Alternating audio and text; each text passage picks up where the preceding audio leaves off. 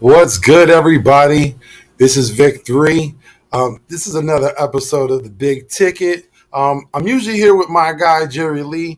Hopefully, everything's okay. He may be running late, but for now, hey, man, I'm your host. But today, we even had some issues with our guests, but I am pleased to announce we have some good guests that came through in the clutch. So let me just start it off. We got, one of the youngest YouTubers out there hitting up the MMA side, hitting up the Eagles, doing the Sixers. He's doing it all at a young age. You got to commend the guy. I thought I should bring in my guy, MG Nas. Nas, what's good? Was good, was good. Appreciate you for having me on, and shout out to everyone that's watching this stuff. And we gonna have fun today. Definitely, definitely. And also, like I said, we had some issues with our guests, but we had some key clutch guys that came through. And, let me bring them on first. We got the ageless one, the tireless man, the man who's been running through tape for years. We have Coach Dante in the building. What's good, Coach? What's good, man? Shout out to you, man, for having me on. Shout out to my boy Nas, man, one of the youngest up and growing YouTube content creators in on the YouTube, underrated, man. Shout out to my boy Nas, man. Make sure y'all follow that man, man. He's got something big coming up in the future.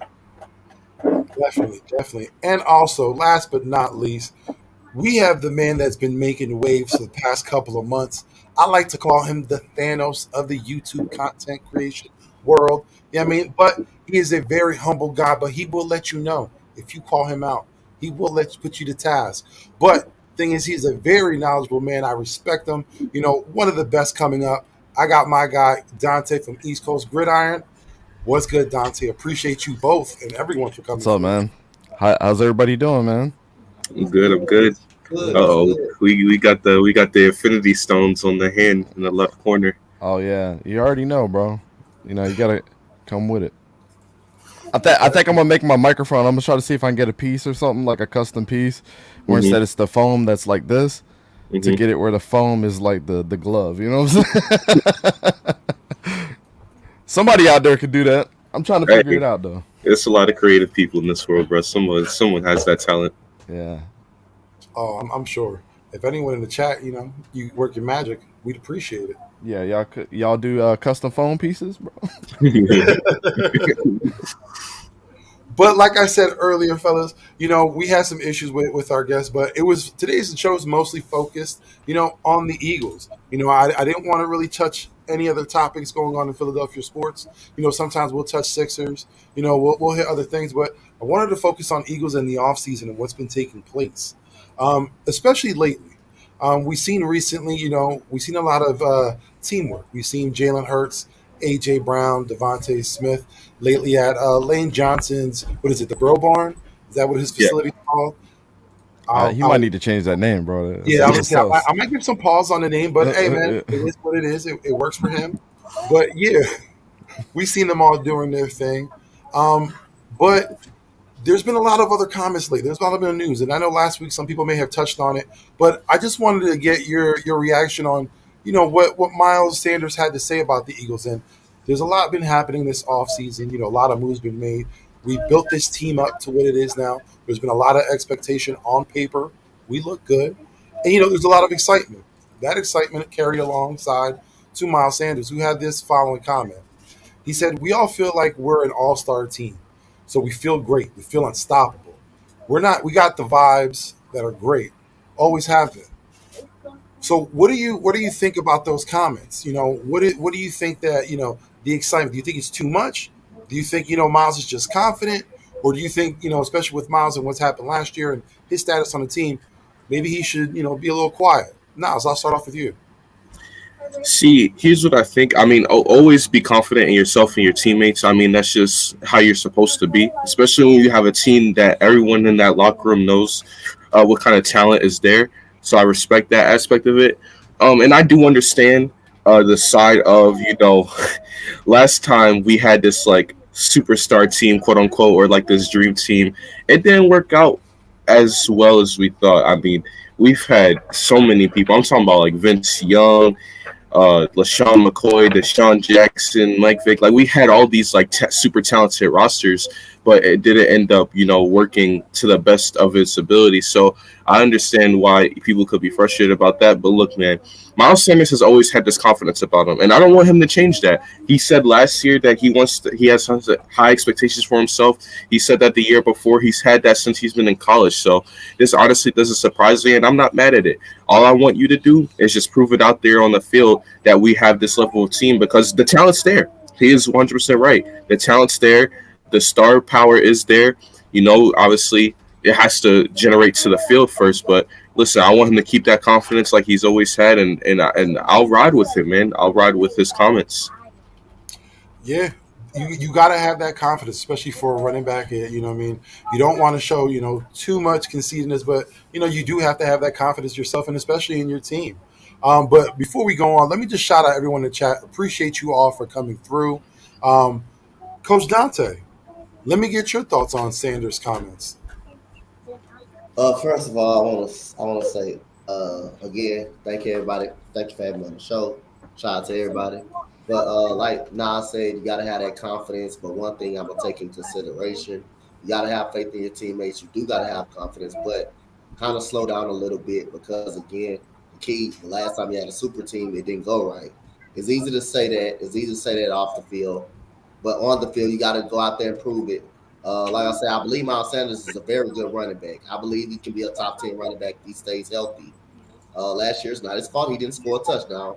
When he got him down there, he could be taken out or not be given the ball too. So it's not his fault. And for him to be getting hurt like that and get over 700 yards without not even playing that much, that shows you how really good of a running back he is when he's on that field. So again, yes, you got all the ingredients. You got all the ingredients to your sauce and to your food and to everything you want to make. But again, it's got to be shown on the field. Talking is another thing, but going out there and showing it, you got to just go out there and show what you got. Yeah, definitely. Like I said before, Sanders has a lot to prove this season. But Dante, let me get your thoughts as an outside looking in, because you're a Jaguars fan. A lot of people don't know that. So let me straight up. You have the Bucks jersey right now. You're a football fan. But, John Lynch, man, that's my guy.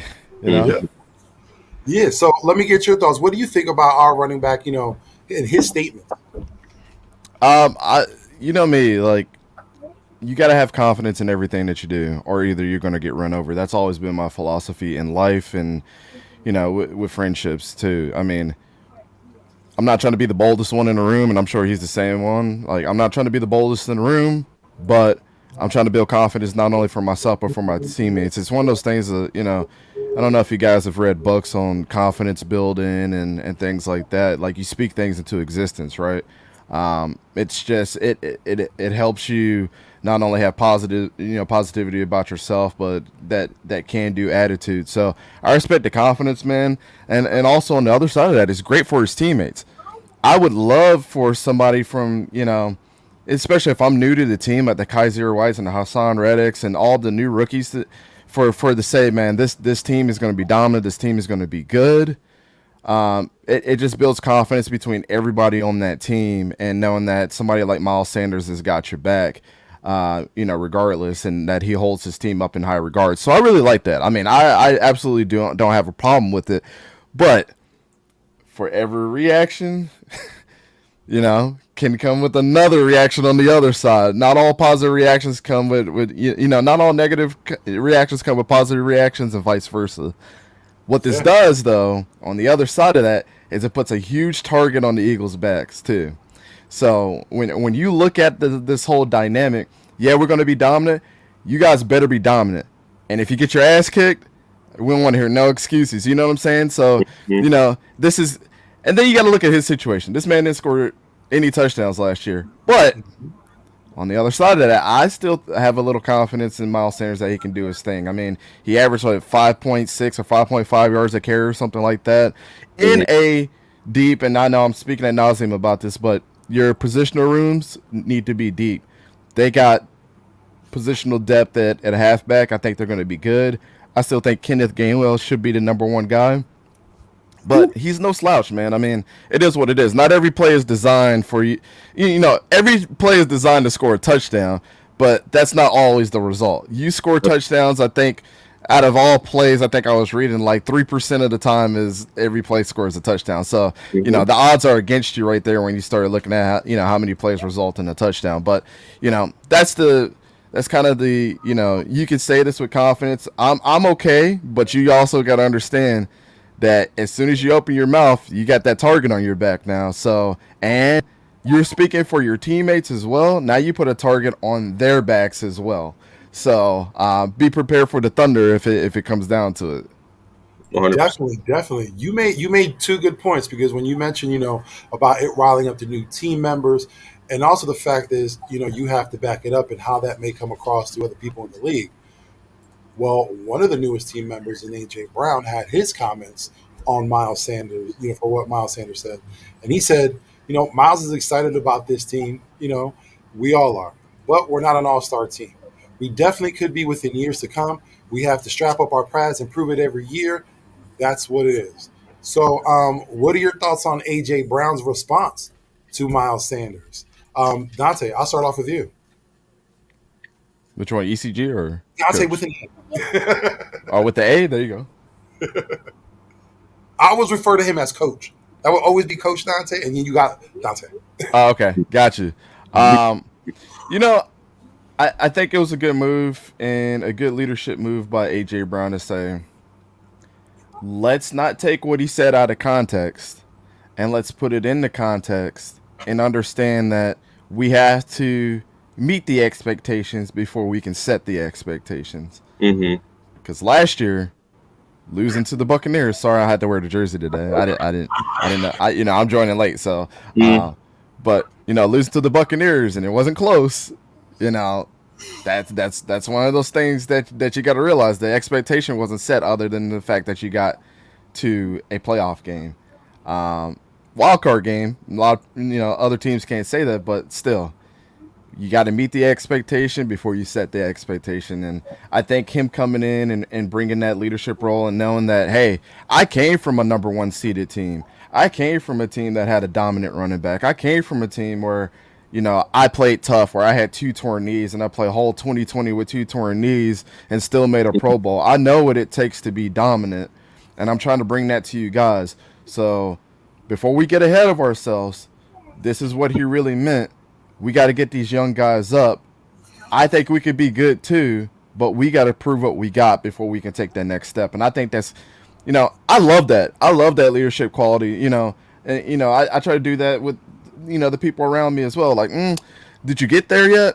Or can we just backpedal a little bit and make sure we can come out with all, all cylinders firing all at the same time? And this is such a new team that I don't want us to get ahead of ourselves before, don't let the, like my grandma said, don't let the chicken hatch before the egg. You know what I'm saying? Yeah. Definitely. Yeah, you got like we said before, it's great to have that confidence, but you don't want it to seem like you're coming off cocky because again, we're talking about a league with a lot of guys who have pride, and bullet board material. That's something that everybody welcomes on the team. They can use that as motivation. Some players say they don't need it, but a lot of players take it. You know what I'm saying, and they run with it. So I think that's what AJ was just trying to do, and showing that veteran leadership. He's just telling them, listen, we all know what's going on here. We all see the moves being made, and everybody's excited. But for us on the team, we can express it to each other. Let's just not do that publicly to the media.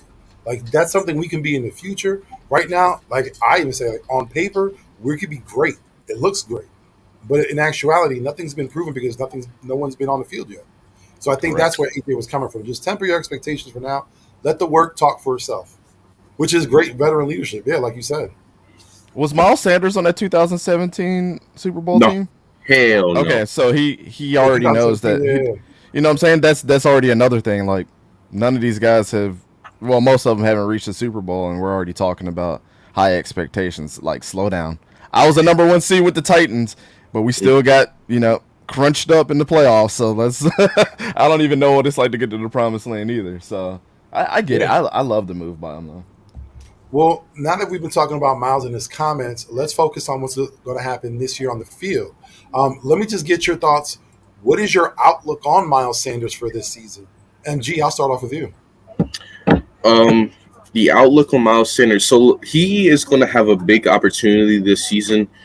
Because a lot of people are going to look at this roster and be like, you got good receivers, right? You got Jalen Hurts who's going to be in his development phase, probably the biggest season, most crucial season of Jalen Hurts' career, right? You see all the quarterback and wide receiver talks, but the reason why I think Sanders is going to have a big opportunity this year is because our run game will be the engine of this team. We look at last year's team, and even without running the ball the first 6 games of the year, we still had the number 1 rushing attack in football last season. We had the most rushing yards in the NFL for a whole running back group last season. So, let's not get it twisted. Like, our run game is still going to be there. And I think Miles Sanders being right now the lead back, he's going to have to come out and he's going to want to come out and prove himself. Like we just heard the comments he just said. He has to come in out here and not only back that up, but he also has to back up some former comments he had. Remember, I want to say a season or 2 ago in the offseason, he said he wanted to be an MVP type of running back. That's like Derrick Henry, Nick Chubb level of running back play. So you got to come out here and come with that energy each and every season. So I think he's going to come with that mentality. You already see the confidence in him. And Nick Sirianni's got to give him the ball and let him fly. Just let him go. And if he stays healthy, I mean, Miles Sanders can be 1,000-yard back this season, and I think he will be as long as he stays healthy. So it's going to be a lot of opportunities for him.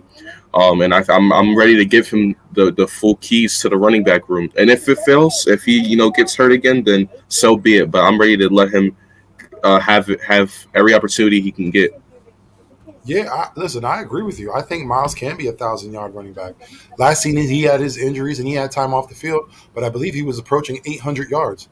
Yep. So you mean like it's not out the realm of possibility that he can't do it? That's within his wheelhouse. Now the question is, can Miles be the guy that they can depend on to score? Can Miles be the guy they can depend on to get that extra yard? That's what we're looking for right now. And also, can Miles be the guy we can depend on to stay healthy for a full season? That's hard, and that's a lot to ask for, but that's what we need out of a running back. But Coach Dante, let me get your thoughts. Like I said, I 1,000% agree with MG Nas. I think Miles Sanders can go out there and get it done, barring none injury. I think he can go out there and get it done, man. I'll say again, man, to get hurt the way he did last year and still got over 700 yards and end up 30 yards behind. Somebody pulled the plug. I didn't Thanos snap. It wasn't me. I was about to say who got the time stone right now. Damn, Coach. But when Coach comes back, we'll get his thoughts. But Dante, let me get what you think about that situation. What do you think Miles Sanders' outlook would be for the season? They had the number 1 rushing attack last year, and a lot of that had to do with Jalen Hurts. I think we all know that. And I agree with Philly halftime somewhat that, Jalen Hurts cannot be the leading rusher this year. That should not be his job. Nope. Any successful – this is not college, bro. You know what I'm saying? Where college is different. Like, and everybody knows I'm the college guy. So if I had to compare anything, college is different because we got a lot – this is where RPO came from. Say what you want. The Wildcat and all the stuff that we started to see starting to come up, as of like 15 years ago, all came from college. That's what makes college so exciting because they have such weird styles of play, and they have to. Coaches just get better, players get better, and you have to play towards your player skill sets. But like my goddad told me one time was, and he was a tight end for the Saints. His name was Greg Scales. What he had told me was, there's a difference in play. When you play in high school, you might run into that player that might hit the crap out of you one time, and you're like, all right. You get to college, you might get hit maybe once a series real hard if you're out there a lot. In the NFL, you get hit hard every time, like nonstop. So if that gives you any perspective on the toll that these guys have to take on their bodies, that's just it right there. Jalen Hurts is not one that's injury prone, so you guys have that going for you. But how much is too much? It's kind of like Nick Diaz, and I'll for the guys out there for the UFC, it's kind of like Nick Diaz, right? Nick Diaz was not a power puncher. Wasn't gonna go for that one knockout KO. Like, that wasn't his style. His style was volume with punches, straight left, right hooks. They didn't look too powerful, but You keep taking it over and over and over and over and over again. Like Marshawn Lynch said when he was running. You get hit in your mouth over and over and over. Somebody's gonna give up at the end of the day. I feel like it's the same way with Jalen Hurts. It continues to take the hit after hit after hit after hit. You're gonna end up like Cam Newton. I mean, it just is what it is, and you hate to see that for the guys. So Nick Sirianni's challenge this year is not only making the play calling creative. I've said this, time and time again. 25 plays under center is not good. Any one of us could have been a defensive coordinator against the Eagles and had success. I mean, they just don't have that variety to their offense. But go in there and keep not only keep his legs fresh for when at times that he does need to use it. Let him be as creative as possible. He's a smart enough guy. He's played in several offensive schemes that have worked for him, especially in college. And I know a lot of people don't like to say, but it is what it is. Go look at the tape in college. He was very successful. He can make every single throw as long as you put him in that situation. But I have high hopes for Jalen, and for the outlook of Miles Sanders in the running back room. To answer your question, man, just do what you got to do, man. Once you get the ball, 5.5 yards a carry, 2 times you carry the ball means that you should get a first down guaranteed every single time when you're looking at it, and be a leader for the other guys. Like, I think Kenneth Gainwell, and I said it one time, I'll say it again. He's probably has the freshest pair of legs outside of all the rookies, because at Memphis, he didn't play a ton, but when he was on the field, the dude was averaging like 7 yards a carry. Yep. I mean, he's a beast. Like, utilize all those guys. The biggest problem with the Eagles with that running back room is nobody's a clear number one right now. I mean, really and truly, just look at it. So the coaches have to clearly vet out and put people in their place. Like, you're the number one, you're the number two. This guy's a situational. We're gonna do you in this package, so nobody's confused, nobody feels entitled. Everybody knows their role. That's the hardest part for a coach, in my opinion. But the outlook for Miles Sanders this year, for me, 500 yards again, and I would say like 4 touchdowns. I think that's a fairly decent year when he's gonna play his role. So I like him though, man. I still think that he can be a solid number one on another team.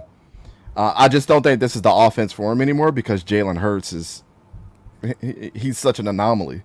It's kind of like having Cam Newton in his prime. Like, he's gonna run for 700, 800 yards a year. It just is what it is. Yeah. Like, Jonathan Stewart could have been a great running back throughout had a better career, but Cam Newton was just there his whole prime. So it was like, well, and D'Angelo Williams, they didn't know how to use those guys. It's great to have a 1-2 punch, but you got to clearly say, this dude is the number one. He's going to get 70% of the carries, and you're going to get 30. Just is what it is. Like, we got to rely on one guy over the other.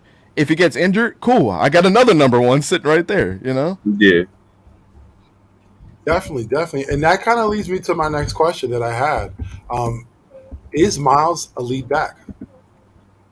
Me personally, I mean, I guess I'll go first because I got a big opinion.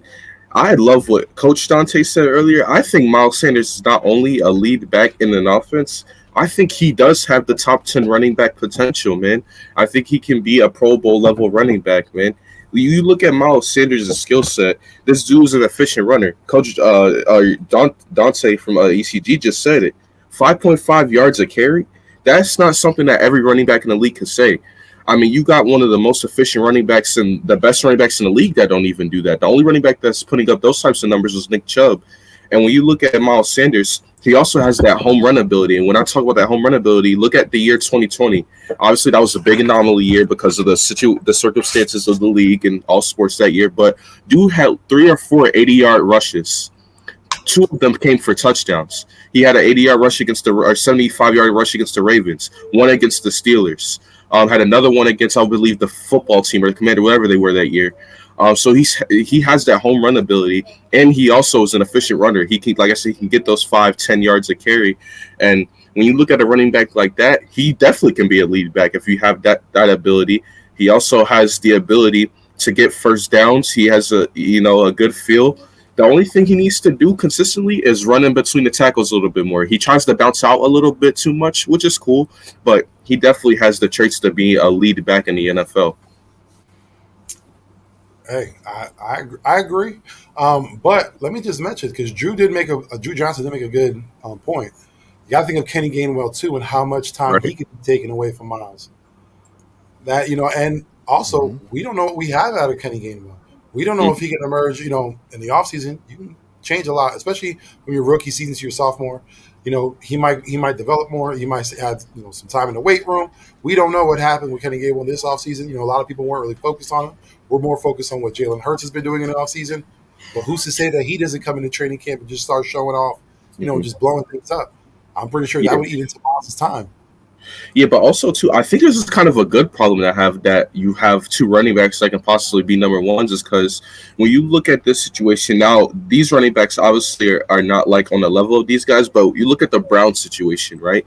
I believe Kareem Hunt's the number one running back in the NFL, but since Nick Chubb is the lead back in Cleveland, he can still get his value, get his yards, but obviously Nick Chubb is the guy first. And I think this is kind of a good problem to have, that you have Miles Sanders, who has the potential to be a number one back, but you also have a lot of talent in Kenneth Gainwell, who we still can maybe figure out that he's the number one back as well. So I think it's a good problem for us. Yeah. And, just looking through the chat, and, a lot of people are making good points. You got to say, Miles can't be that guy if healthy. You do have to think of Kenneth Gainwell. But, here we go. A little late. You don't understand. He doesn't have the camera on. He's probably been sleeping because he's up so late. No. We'll give him a mulligan for right now. Everybody, I'd like to welcome Big Play Slay. What's good, Big Play? Hey, what up, y'all? What up? I'm good. I'm good. You there? You here? You here now? Yes. Are you here, my guy? I slept. All right, so let me ask you, because, I'm going to get to Dante, so then after that I'm going to get to you. But, Dante, what do you think? Is Miles a lead back? I know you said maybe if he was on another team, he might, have more success. So what do you think here in Philadelphia? Is he the guy? Is he a lead back? It's tough to say, because you guys had multiple running backs that had over 5 yards a carry. And when you start looking at the century mark of NFL running backs, the good ones are usually 5.5 yards and above. In college, it's usually like 5.5 or 4.5 yards and 5 in NFL, and then 5.5 and above in college. Those are kind of the century marks for good running backs. And you guys are right there. I mean, like I said, the touchdowns thing doesn't ever concern me outside of quarterbacks and how much your defense is turning over the ball and you're responding to it. So those are the two anomalies with me when I think about touchdowns and how you get them. Doesn't necessarily concern me that he had 0 touchdowns last year, just like it doesn't concern me with Kenny Galladay having 0 touchdowns. I can't paint the picture in 1 year of how this dude's career has been up to this point. So I'm not going to be that turd in the water that's just negative about one bad year. Everybody gets it. I mean, if Tom Brady's year he got injured was his down year, he already had it. You know what I'm saying? But it's a bad comparison. But I'm just saying he's the anomaly to the situation. But Miles Sanders, he would be a great back in a place that he knows he's the number one.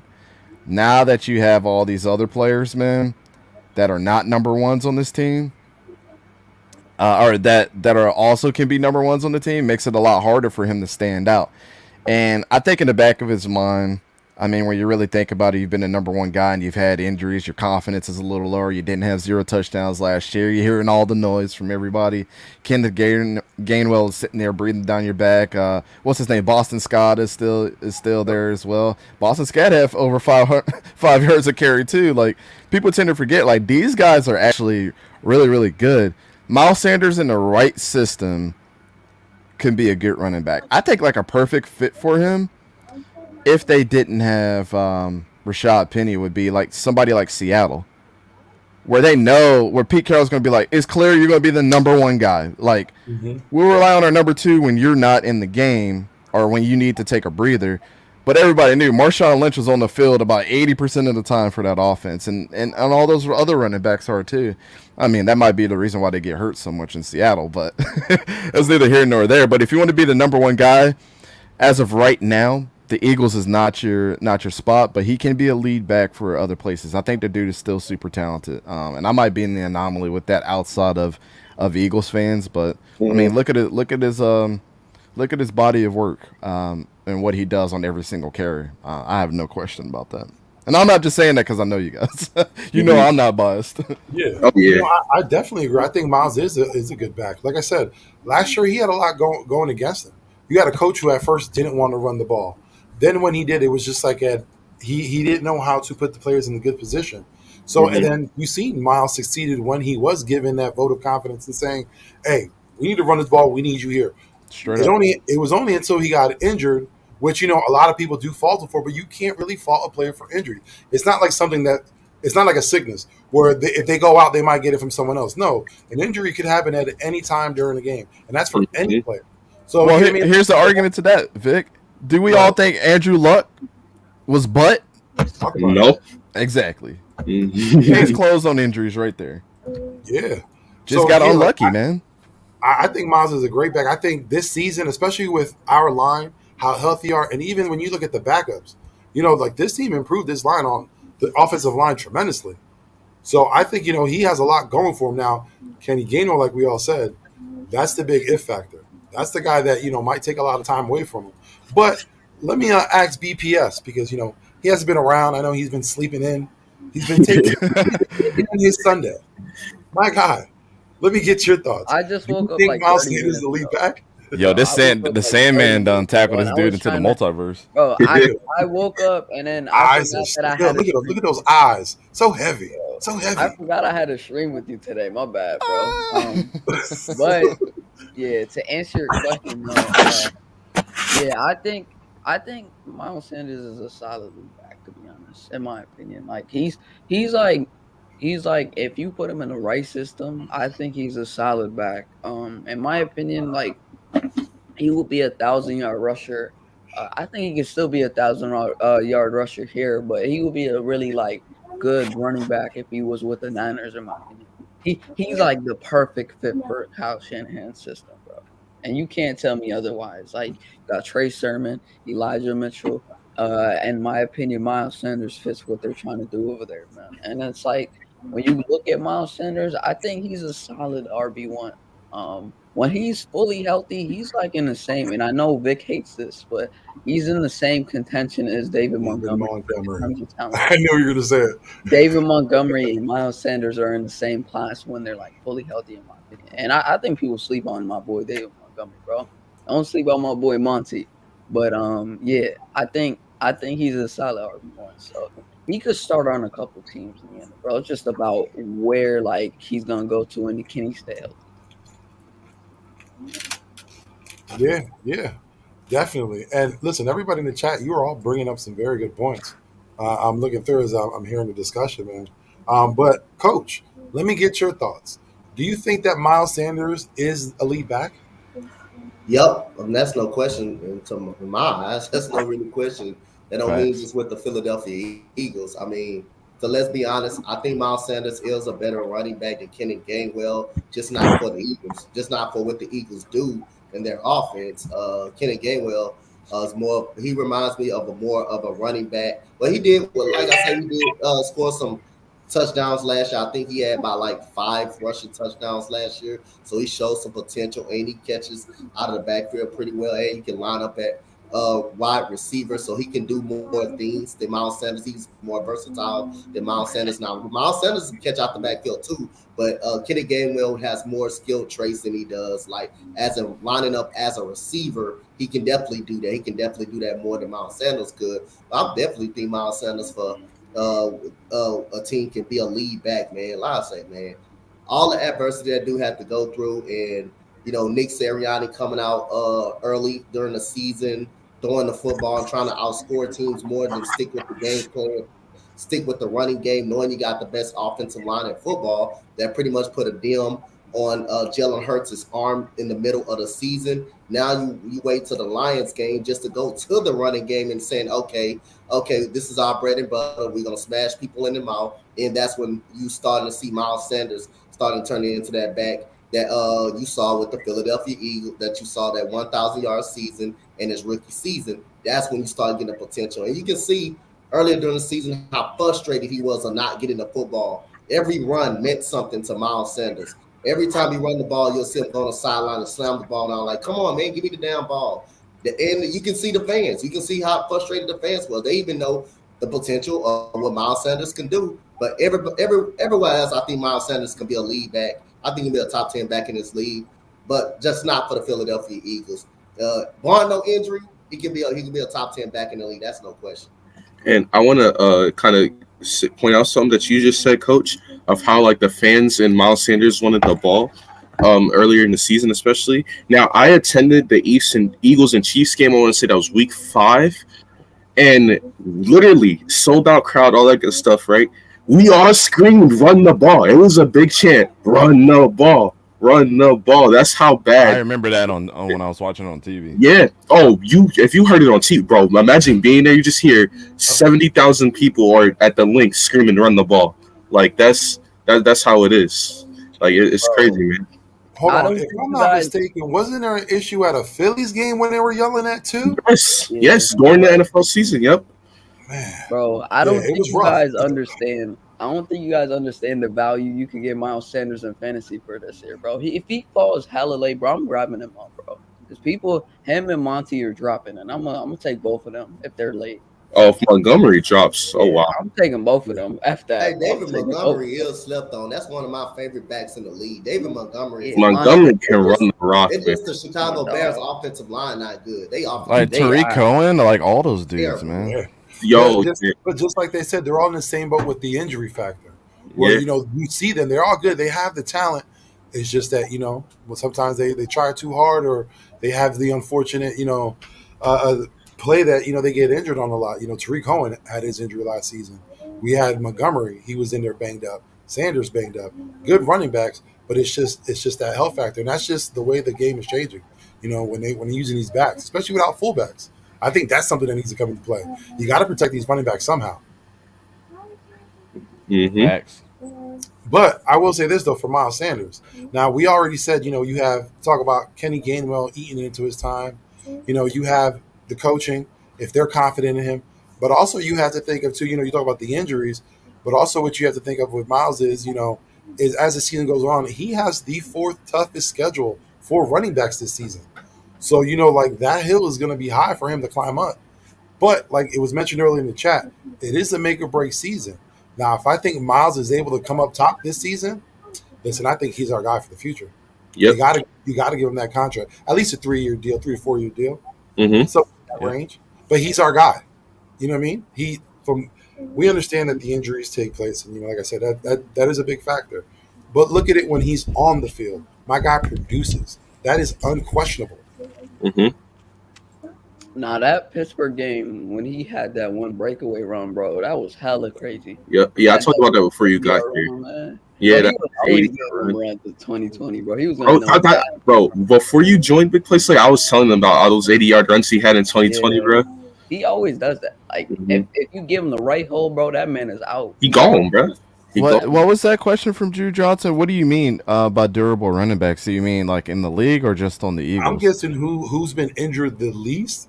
Kenneth Gainwell has the most tread on the tires. That's 100%. If you're talking about for the Eagles running back core, then yes, Kenneth Gainwell. But if you're talking about in the league, then it has to be Nick. Yeah, Nick Chubb. Well, he had COVID. It's Jonathan Taylor for sure. Oh yeah, Taylor.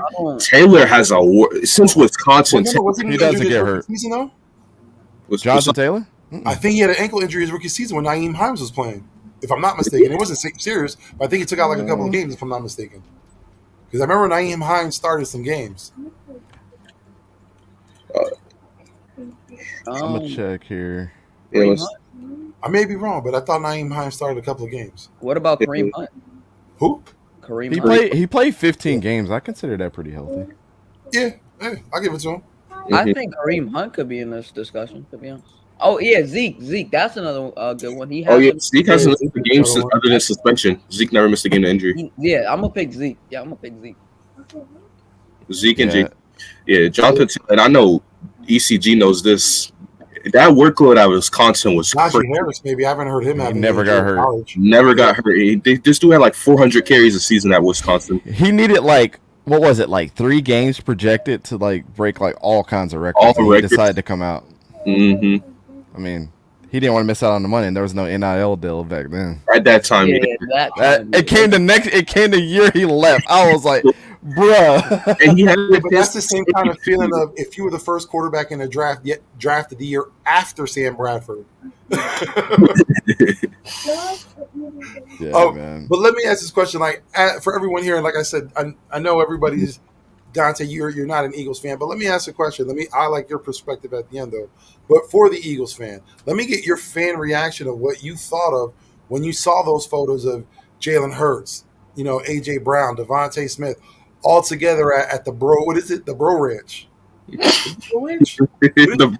The Bro Barn. The Bro Barn. Bro Barn. There we go. Again, falls on the name lane. But yeah, the Bro Barn. All I gotta say is, why did AJ cut his hair? Is my only question. Why did he take? That's what he decided to do, bro.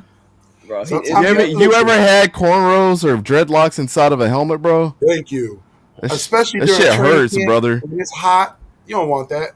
You don't want that mess. I got my hair braided one time, and I used to have long hair in high school, and I got my hair braided one time because I thought it'd be better. Bro, just like even dropping back in the pocket and your helmet's just going against that shit and all the hair that was getting pulled. Yeah, fuck that, bro. And it's bad for your hair too if you're playing football with hair, because it's like as soon as you get it done and the sweat and the helmet rubbing against it, it messes up your hairstyle. So whatever you think you look nice with, it's just gonna be fucked up after. That's why like the penis character that has all the little squiggly lines. Even such in basketball too, because like. Bro, because we just signed this one dude, Lonnie Walker. His hair is like hella long, bro. And it's heavy too, bro. Like hair that's dreadlocked is heavy. That's why you don't see. And Vic and Coach probably remember this. I think you guys might be like a little too young to remember this shit. But like in the early 2000s, everybody and their mama had dreadlocks, bro. You remember that? It was like everybody that was coming out. University of Miami, University of Colorado, they had players. I was like, God. You remember why all that stopped? Because the NFL wasn't about dreadlocks, so they allowed people to pull on them. And I think it was Marshawn Lynch and you know what it was? It was because of the horse collar rule, so people were starting to pull hair instead. But you would literally see I think it was a good foot or two of locks on the ground, which is insane. Yeah, guys having just patches of baldness in their head because of that. That was wild. Chris Ivory, I think got his dreads pulled. Because I remember it's a clip on YouTube of Chris Ivory, the old Jets running back, got his dreads pulled, so he had to cut them off. The dreadlock powers only work for Gio when he's catching the ball. Yes, straight up. But shout out to the college football revamp. Derrick Henry, what the fuck? To answer your question about the guys at the Bro Bar, or I'm not even gonna say that, but you know what I think about that though? The Bro Bar. It's like, okay, I love these guys are working, but you know what the mentality I have? That's what every other team and their best players are doing. So when I look at it, great. Y'all doing y'all job, though. Y'all doing what everyone else is doing. How are you going to separate yourself from all the other 31 teams and their quarterbacks and wide receivers working? Because everyone does it. You see all these teams posting all these workout clips. You see all these teams posting all these workout pictures. You see Saquon is, oh my God, Saquon's in so much shape. And we were talking about yesterday with a Cowboy saying the Twitter switch, oh, Dax and shit. Everyone's doing it. So what are you going to do to separate yourself from them? Because they are putting in work right now. I agree. I agree with you, man. Like, I follow pretty much. I follow a lot of college teams. I follow, like, every single NFL team.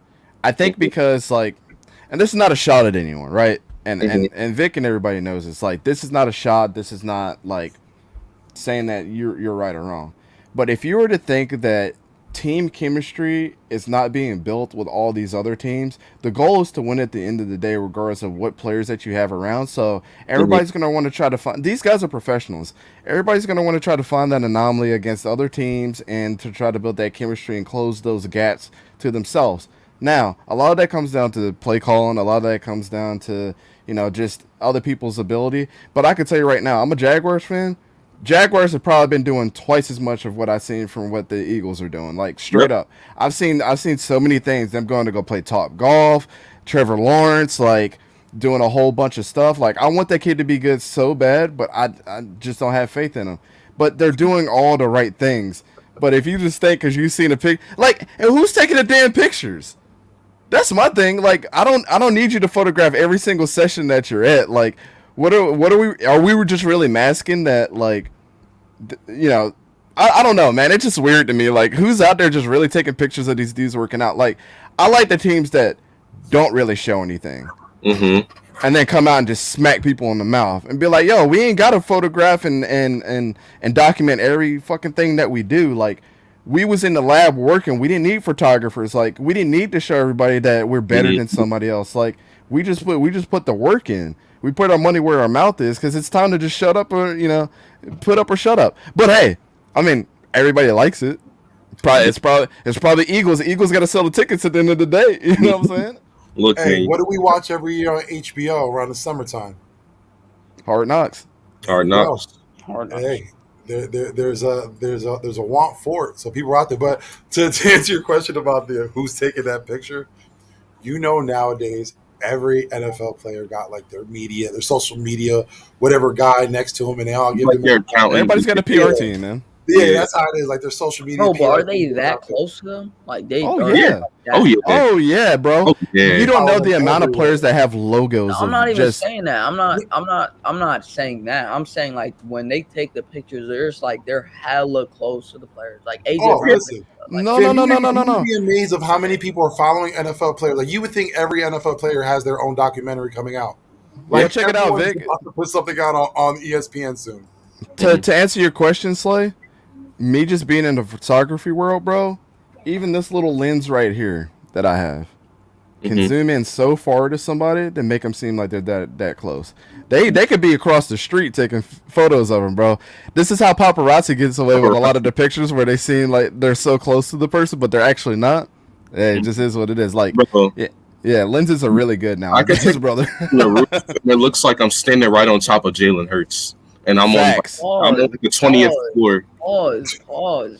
Bro, don't take it out of context, dog. It's not even. No pause. That's his quarterback, Slay. Yeah, that's my quarterback. Just because you lie, Please you know what? pause on that, bro. Fast forwarding on that.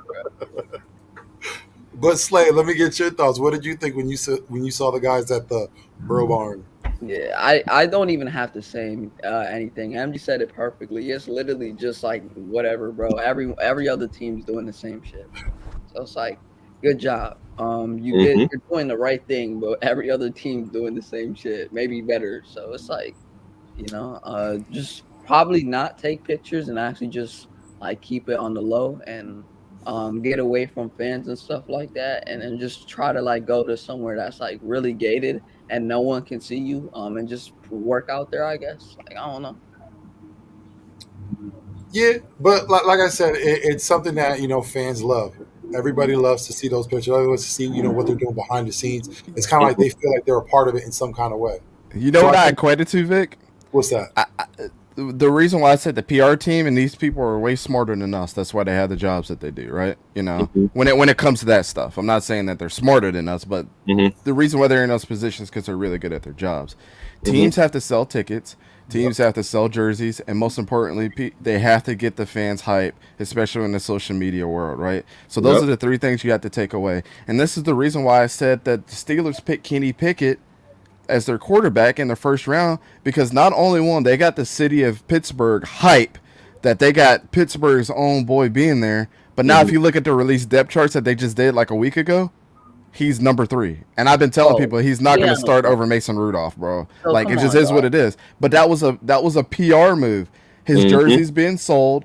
They have a homeboy in town. He's going to bring all the fans from Pittsburgh to be Steelers fans now if they're solely college. Like, it's a PR move, man. It's an entertainment business at the end of the day. And some people just don't, like, they don't want to consider that in all the things that they do. They think it's just, we got to win games or we got to bring the right players in. It's also getting everybody around you hype. And at the end of the day, if the NFL wasn't making money, we all wouldn't be enjoying it the way that we do. Straight up. Right. Look at it's all for the production and stuff like that. And I mean, football going to be football at the end of the day. It's always going to be there. We're always going to have football. But like ECG said, you still got to make that money. You still got to sell the tickets. So look, season ticket holders, they have a meeting every year with the ownership, and season ticket holders had to have these conversations on and give the owners, some tips and tricks on how they should sell more tickets to bring in more of those types of people. And that's just what they do, man. It's Yo, MG, check this out, guys. Like this period of time is supposed to be the most boring time in football, like straight up. But how many things have come out from not only college with the NIL, with the division realignments, and you guys seeing all these pictures and stuff? It's keeping everybody talking, which is getting everybody even more excited because they understand they don't want you to forget about that these moves are being made. Like sometimes we tend to forget like the draft just happened recently, but we tend to forget that it was just right around the corner when we just had the draft and stuff like that. Here's the other thing to add on to it for everybody that's Eagles fans, and I said this before, and I think me and Vic were talking about it. People don't like the fact, and just to kind of, well, actually, no, it was me and Slay, because I was telling them, like, when you look at the Eagles word mark, the new one, how people didn't like it. And it's not determined by the team. And so here's a little lesson for people that don't know about that word mark. And, I don't mean to take over your show, Vic, but I'm sure everybody would be interested in this when they released it. And I have the exact answer for you on what they did, what they did. I have an inside guy that used to work in the NFL, and this is what he told me. When they change word marks, when they change jerseys, when they change logos, it is not determined by the team whatsoever. Nike's the one that makes all the decisions for all the teams. Now, I'll tell you from the graphic design standpoint, that word mark that they made right now is more marketable than the old school one. Nobody does those elaborate logos like we used to do back in the day. If you see everything from Burger King to McDonald's to Advanced Auto Parts, everybody's trying to simplify their logo, even Walmart. Like, everybody's simplifying their logo because, number one, nobody wants to print all those colors with the recession happening right now. It's easier to make your word mark just white because you can paste it on everything. Also, when you start to create new things like merchandising, the cost of printing that logo and everything doesn't cost them anything. Here's another example. I asked, and this is when I found out, because I asked the question. My guy used to work for the Tennessee Titans. I asked him, I was like, why did the Tennessee Titans change some of the best jerseys in the NFL? Because I don't care what you say. That baby blue top with the white pants with the white face mask, bro, it was tough, especially with the number 8 when Marcus Mariota used to wear it. I was like, that's tough, bro. Wow, so you say that's tough, but you don't say the Kelly Green stuff, but keep going, bro. No, bro, Kelly Green's just simple. That was always the setup for me. Oh, the red one. When they had that special red one. I don't know what Kelly Green So with the Titans, I asked him, I said, why did they change the colors from that baby blue and they went permanent like navy now? He said because it's easier to print navy and people can identify with navy, and it's for the women, it's easier to wear a navy shirt, especially when you have this like whole, image thing going on. So Nike thinks about all that stuff along with the logos, along with the printing. It might suck, but in the reality, Nike runs most of everything. They tell the teams what to do, bro. And that's crazy. That was part of their deal, but Nike knows what they're doing. They're the number one merchandiser in the U.S. You know what I'm saying? Well, let's be honest. The only reason why Nike is where it's at, and you got to give 1,000% credit to Michael Jordan. Had it not been for him, Nike wouldn't be anything what it is today. Granted, it might be still in the running shoe, in that genre. It wouldn't be where it's at right now because Michael Jordan put that on the map. When you wanted that swoosh, that was because you thought of Mike first. You know what I mean? That Nike, when you thought of, at least for my generation, you thought of those commercials with Spike Lee and Michael Jordan going back and forth. I mean, you thought of that swoosh. You thought of the jump man. That's all you thought of.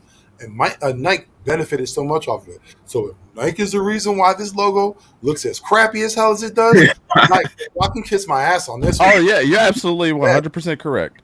You're absolutely 100% like correct. The Eagles, like the Philadelphia USFL team did with the Stars. You both shit the bet on it. Bro, we was the Philadelphia Arby's, bro. We weren't the Stars, the Carlos Juniors.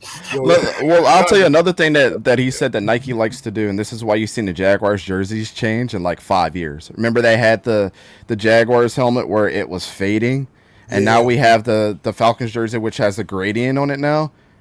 That'll end up changing if it's not marketable enough. What they're doing is they're trying to be more modern and go to that direction. But I think that the Falcons jerseys have one of the ugliest jerseys in the NFL with the chrome face mask. Them shits are so bad. But people like that right now. They like that gradient.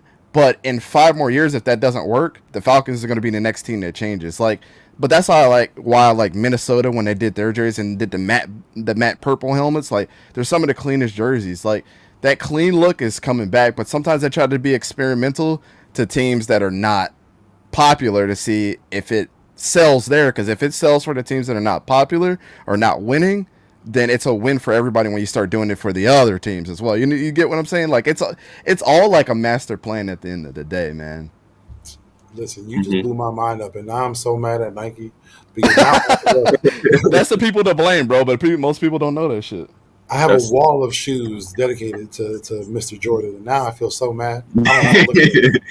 I don't want to Hey look man, at I got my Travis Scotts downstairs, bro. My Travis Scott 4s. See, and I think it sucks when you get into that thing where you're over analyzing. That's exactly what it is. You over analyze, and you think that you're going to be able to touch all markets. Guess what? You can't. And if you don't, guess what? Make something specifically for that market. That's all you got to do. Yo, Vic, check out the drip, yo. Yeah, How many people got the Gundam dunks, bro? Yeah. Straight up. Yeah, that is fly. That is fly. I ain't gonna lie. Hey, yo, Vic, I gotta get you the hookup, bro. You hit me up. Oh, listen, I'm already there. Thank you so much. For retail, bro. Straight up. I'm giddy right now. Shoes on my thing.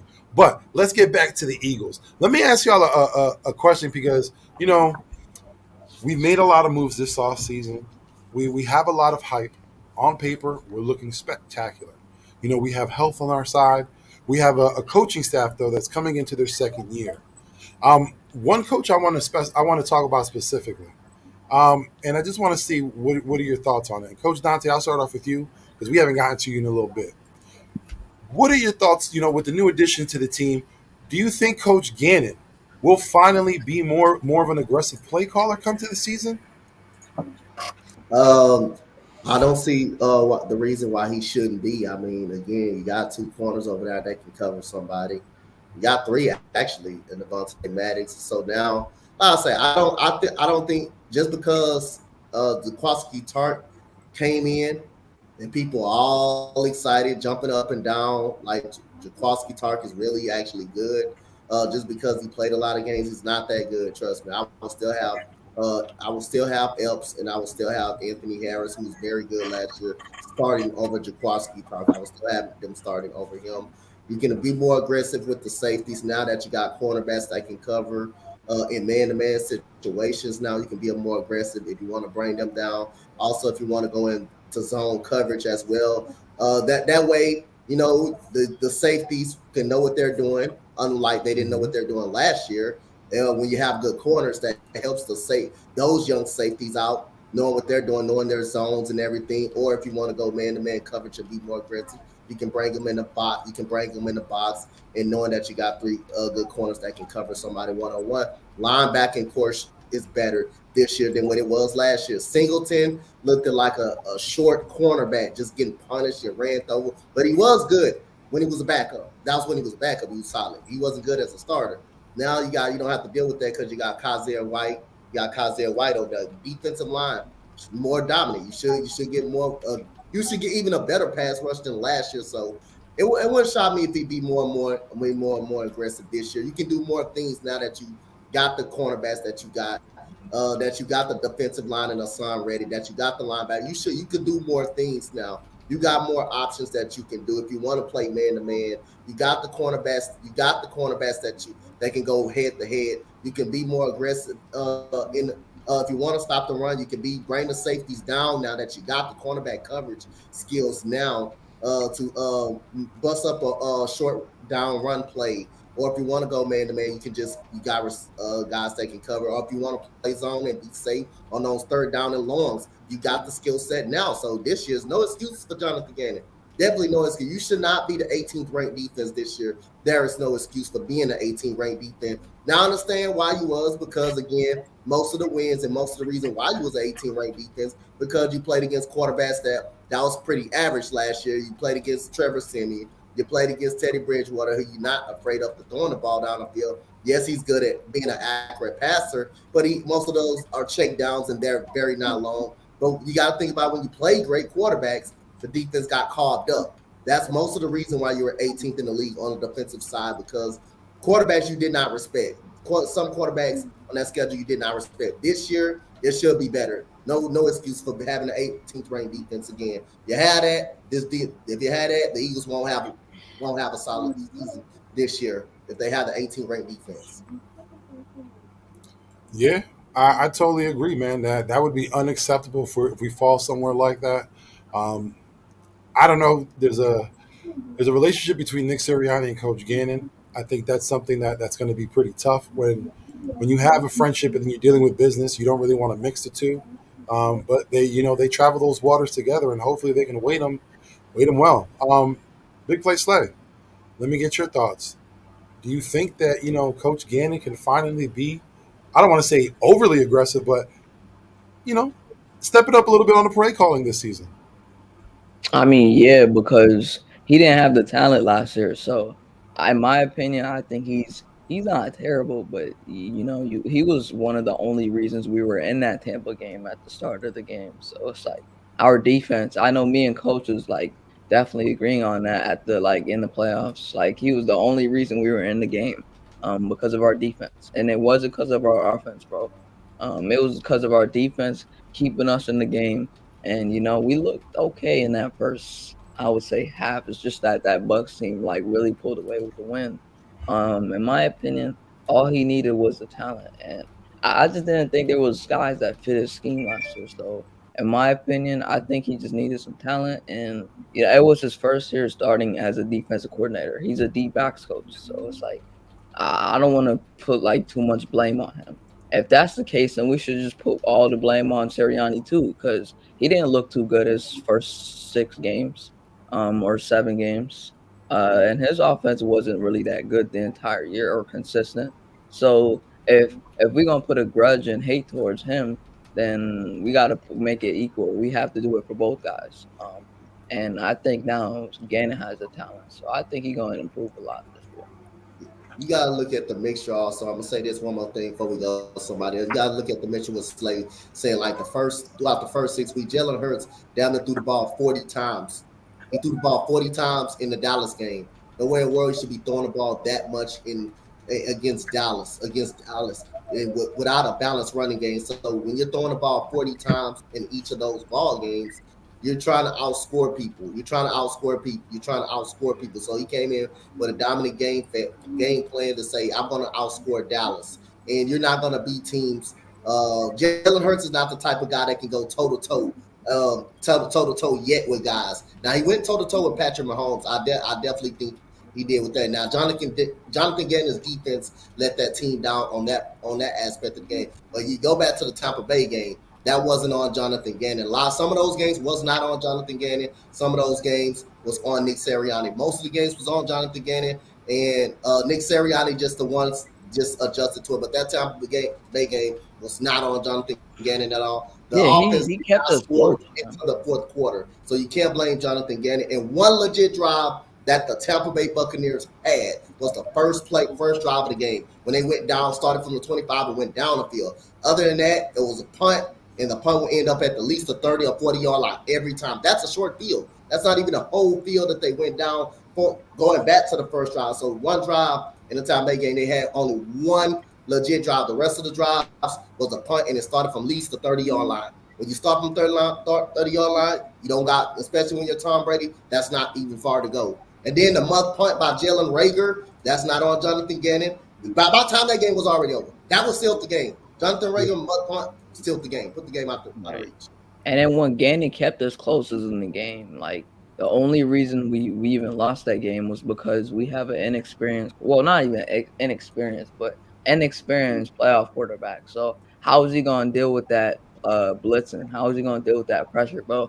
And I felt bad for Hurts, bro. He was running out there for his life. We got a good offensive line. It's just that Bucks D line, bro. You just got to look at the first play of the game. When you look at that first play of the game, on that read option when Devin White bust up Devin White. It wasn't even him. It was Joe Tryon. Joe Tryon kept Joe Tryon and whatchamacallum, the safety. Not Winfield, Whitehead. Whitehead was looked at that, and I'm just saying I got a bad feeling about this. They're not gonna be able to run the ball. When you looked at that play, when I looked at that first play and saw that, I'm like, they're gonna have a hard time. They're gonna have a hard time running the football. That's It's what they so went away from a hard. lot. That whole playoff game was a calamity. It was like everyone forgot what to do. There was no clear cut plan. Sirianni specifically, because let's be honest, that whole playoff game was his fault. If Yeah. he came up with a clear cut plan on offense and he stuck with it instead of, I don't know if his thought was, I want to take over play calling news because I wanted to have the credit for the playoff win. Whatever it was, that shouldn't have happened. And I hope that's something they learn from in the future. They don't ever go back to do again. But They probably knew that they couldn't run on them, so they were like, "We got to just throw this game." And you can't I do know, that with no inexperienced quarterback, bro. I know there's nothing to really be proud of about that playoff game, but I mean, I will say, leading up to that whole like run we had to make the playoffs, that was impressive by Hurts and Sirianni. Obviously, they sucked in the playoffs, but I mean, that whole thing leading up to it was crazy. This man ECG really got Washington at 12-5. I'm gonna be laughing when you start laughing that the Eagles are not 12-5. No, I'm sorry, bro. But to answer your question, Vic, I mean, since I'm already speaking, Yeah. now not Sirianni, Gannon. Here's the thing. He very well should be aggressive. You got Hassan Reddick. You drafted Jordan Davis. He's going to be the Fletcher Cox successor. You have Javon Hargrave coming off the best season. You got some secondary help on the back end, and you got some more linebacker depth. So in reality, he should be aggressive. But the thing is with Gannon is that will he be aggressive? Because he can be content with what happened last year. Because this dude was getting coaching offers with being as bad or good as he was last year. So my question is he content? Because if he's content, then he's just going to be the same as last year, bend but don't break defense. But if I hope he's not content, and he shouldn't be content, because like you don't add Hassan Reddick, you don't sign secondary depth, you don't trade or sign Bradbury, you don't draft or get Kazir White, you don't draft Jordan Davis without wanting to be a more aggressive defense. But it just depends on how content he is, because like I said, last year we were a slightly below average defense at 18th ranked, and he was getting coaching offers. So it just depends on how content he was. Yeah, listen, Gannon has a lot going from on the defensive line. He's been surrounded with talent. His biggest issue last year was he didn't have the talent to run the defense that he wanted to. The general manager did everything he could, to supply him with what he needed. Now everything's in, the ball's in his court. But Yep. I'd say, like I always say, as a man looking on the outside, looking in, what do you think of our defensive coordinator? Do you think last season he was a little too passive, and can he be a little bit more aggressive this year? Yeah, sorry, I'm going off on somebody in the comment sections who obviously didn't watch any Washington Redskins fucking football games last year, bro. Matthew, I respect your opinion, bro, but you obviously didn't watch. Landon Collins was moved to the linebacker position. All of that defense. I even linked you to sources to see how many injuries they had. Their wins above replacement was terrible last year. To think that team is not going to be good because you don't like the Redskins because you're a Cowboys fan is absolutely blasphemous. Now let's move on. I don't know about 12-5 though, but go ahead. Hey, I filled out the schedule. They got a favorable schedule this year, and people, this is what it is, Slay. Take your biases about how you feel about Carson Wentz. Carson Wentz is going to a no-pressure situation this year with a coach that loves him, and those players love him, and they've been saying that, and his old teammates have come out and said that. So, you know what I'm saying? The skill is still there. It's never been about Carson Wentz's skill, and he actually did pretty decent last year. It's about his mindset. He's going to be putting a good mindset with a lot of great players on that team, man. And Terry McLaurin just got paid. You don't think he's not going to play out of his mind this year? Bro, I'm not saying that. Jahan Dotson loves him, man. Go look at that damn, bro. Just go look at that damn highlights, bro. Just go look at one-on-one sessions we went last year in the damn. Bro, that team is good. That team is good when they're healthy. It's not even that, bro. It's We're not even talking about the Redskins at this point. But Johnathan Gannon, bro. Johnathan Gannon. So the thing about Johnathan Gannon's defense is he has so many different players that do so many different things. So, and he says that he wants to be a hybrid defense, but you gotta look at who the best player in that defense is going to be this year. And I've said this time and time again, Kaiser White is going to be the best defensive player this year. That was the best pickup for them when you really take a step back. I know a lot of people are high on Hassan Reddick, but let's be real here. He came from a great defensive team. They were the number 2 defense in the NFL last year. You had Brian Burns on the opposite side of you. I mean, just look at, if we're talking about the Redskins, just go look at the way that Chase Young was with Ryan Kerrigan there. Ryan Kerrigan didn't put up the numbers that he did, but Chase Young had the sacks because somebody else was doing the dirty work. Montez Sweat was doing the dirty work on the other side, you know what I'm saying, and doing his thing. It's a lot easier to shine when you have an excellent team around you, and I get it. He's from Temple. I think he's like a New Jersey kid. He lived right over the pond, you know what I'm saying? Like, you know, so he has that going for him, and I understand that motivation, but you still got to play, and it still matters of what players are around you. He's a pure pass rusher, but that shit doesn't always work. The way that Kaiser White is going to be in this defense, not only it doesn't take a scheme to tackle anybody, bro. Nope. If you watch on the Chargers, he was every freaking where. And the second thing that he does, and this is why I tell people, Nakobe Dean is probably not going to be involved in the offense or in the defense this year because Kaiser White is a superior version of Nakobe Dean, not only by the size, he's already proven that he can be that way. And in coverage, that's where Nakobe Dean kind of shined last year with Georgia. Kaiser White's got that too. So to think that he's not going to be great in that defense is, you know, it is what it is. Now on the opposite side of that, you got Darius Slay, and a lot of people say he got snuffed from the top 10. I'm not here to debate that, but Darius Slay is Darius Slay. I've seen it since he was with the Lions. He doesn't play the sexiest style of cornerback, and people don't like throwing to his side, so you already got that locked down. Then you bring in James Bradbury, who people don't really realize how good that dude is and how bad of a missing piece.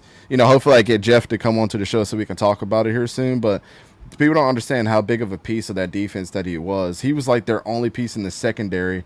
In the last 2 years, he has the most passes defended and the most interceptions for a cornerback. So, yeah, you kind of have to put that into consideration too. So, the two cornerbacks are going to be good. Question mark, safety. They bring in Jaquiski Tartt. Thank you for the name correction because I've been getting that wrong the whole time. Jaquiski. Everyone's been saying Jaquiski Tartt. If you say it again for the people in the back. Jaquiski Tartt. If you watch Jaquiski Tartt's tape, the one thing that a lot of people like to point out is the one play he had against DK Metcalf. That's the only highlight of his career. The rest of his career with San Francisco was not being an important piece at all to that defense. The only reason he had any type of success, and anybody will tell you, because of that front seven. Fred Warner, Nick Bosa, those guys on defense were awesome. Eric Armstead, like all those guys. All of those. DJ Jones. DJ Jones. You can name them all, but they all assisted. Yeah, man. I can make the argument. I could make an argument to your Hassan Reddick tangent, but you could keep going. I mean, he's like this so far. He had like a consistent 2 years, but when he was with the Cardinals for the most part, he was buns. He had that one good season, and then they moved on. With you on, you can't be saying stuff like that because, and you could go look back at it. Chandler Jones was hurt in 2020 with a biceps injury, and Hassan Reddick was literally probably the only player on that line, and he had 12.5 sacks. I don't want to hear that. I'm sorry. I don't want to hear that. Like he had 12.5 sacks without Brian Burns, and I'm a huge Brian Burns guy. That's my favorite defensive player in the NFL besides Darius Slay. But he had 12.5 sacks without Brian Burns, and Chandler Jones had a bicep injury, and he missed out like most scheme matters. Oh my god! Now it does matter, but you can't lie though, bro. If Brian Burns in the scheme we're gonna probably or the different sets we're gonna be running this year, bro. Not said Brian Burns. Hassan Reddick is when you play him in this scheme, he's probably one of the best. What is it? 3-4. His scheme, one of the best 3-4 players in the league. Bro, okay, let's put it like this. Let me ask you a question. Are you really going to say that the Cardinals in the NFC West, which I consider in the last 10 years has been the best division in football? Okay. How many Super Bowl champions they've had? How many of those teams have actually been in the NFC Championship? There's no question. They're the best division in football. And he struggled outside of that 1 year. He struggled. And the reason why he had a good season that 1 year is because they were kind of on a decline with some of those teams, not having the offenses that they've had. Now, let's go. No. Let's go. If you want to make an argument for Hassan Reddick, let's go to the NFC South. Falcons, are they a good offense? Were they a good offense when he was with the Panthers? No. The Buccaneers, were they a good offense? I mean, last season when Hassan Reddick broke out, yes, they were a good offense. Absolutely. Okay. The Saints, were they a good offense? Absolutely not. Okay. So 2 out of those 3 teams were ass. And he played them twice a year. But he's still. What was his numbers against the Buccaneers? Hold up. Bro, the point that you're trying to make, like, I don't know, bro. I feel like it's kind of invalid because how is it invalid? I'm giving you matchup. No, his rookie year, that's his rookie year. I'm not gonna go like, down on the guy because of one bad year. But in 2018, he had 4 sacks. That's solid for Arizona, 2.5 sacks, 4 sacks, 1 sack.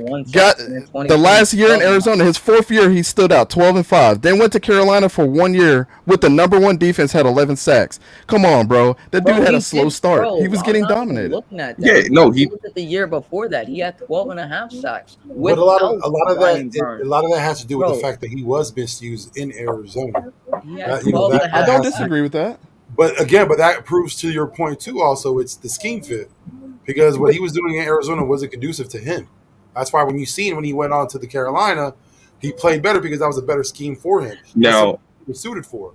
Like I said, Chandler Jones had a bicep injury, and he still had 12.5 sacks. So, as I am a Hassan Reddick defender, I do agree he's not a guy who you can just put in any defense, he'll dominate. He's not like a Myles Garrett, TJ Watt. They can go any defense, and they will get to that damn quarterback. Aaron Donald can go in any defense, and he can get or whatever. He's not like that type of guy. Yes, he is a very huge scheme fit, but when you play him right, he's, like I said, he's one of the most dominant 3-4 edge rushers in the game. Okay, so let's do this. Since we want to break it down in Hassan Reddick's career, he's gotten. If we're talking about Aiden Hutchinson, you made the argument for Aiden Hutchinson in your video. The dude was trash against really bad teams. Here you go, Hassan Reddick. The Jets, 1.5 sacks. New Orleans, ass, 1.5 sacks. Houston, ass, 1.5 sacks. Dallas, 0 sacks. 0 sacks against Minnesota, who's a good team. 0 sacks against the Giants. 0.5 sack against New England, and here goes his last 5 games of the season. Miami, 0 sacks. Atlanta, 0 sacks. Who's ass? Buffalo, 0.5 sack. Tampa Bay, no sacks. And the last game of the season when they played Tampa Bay, no sacks again. This is your hero? Come on, bro. I don't. Come on, brother.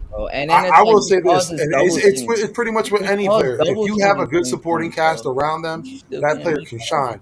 But if they're put in a position where they're the ones that have to hold the team up, then that's where you come into problems where they might not perform as well. But this dude didn't have a tackle for loss in his last 6 games. And I don't want to make it seem like Hassan Reddick, he's, like I said, he's not.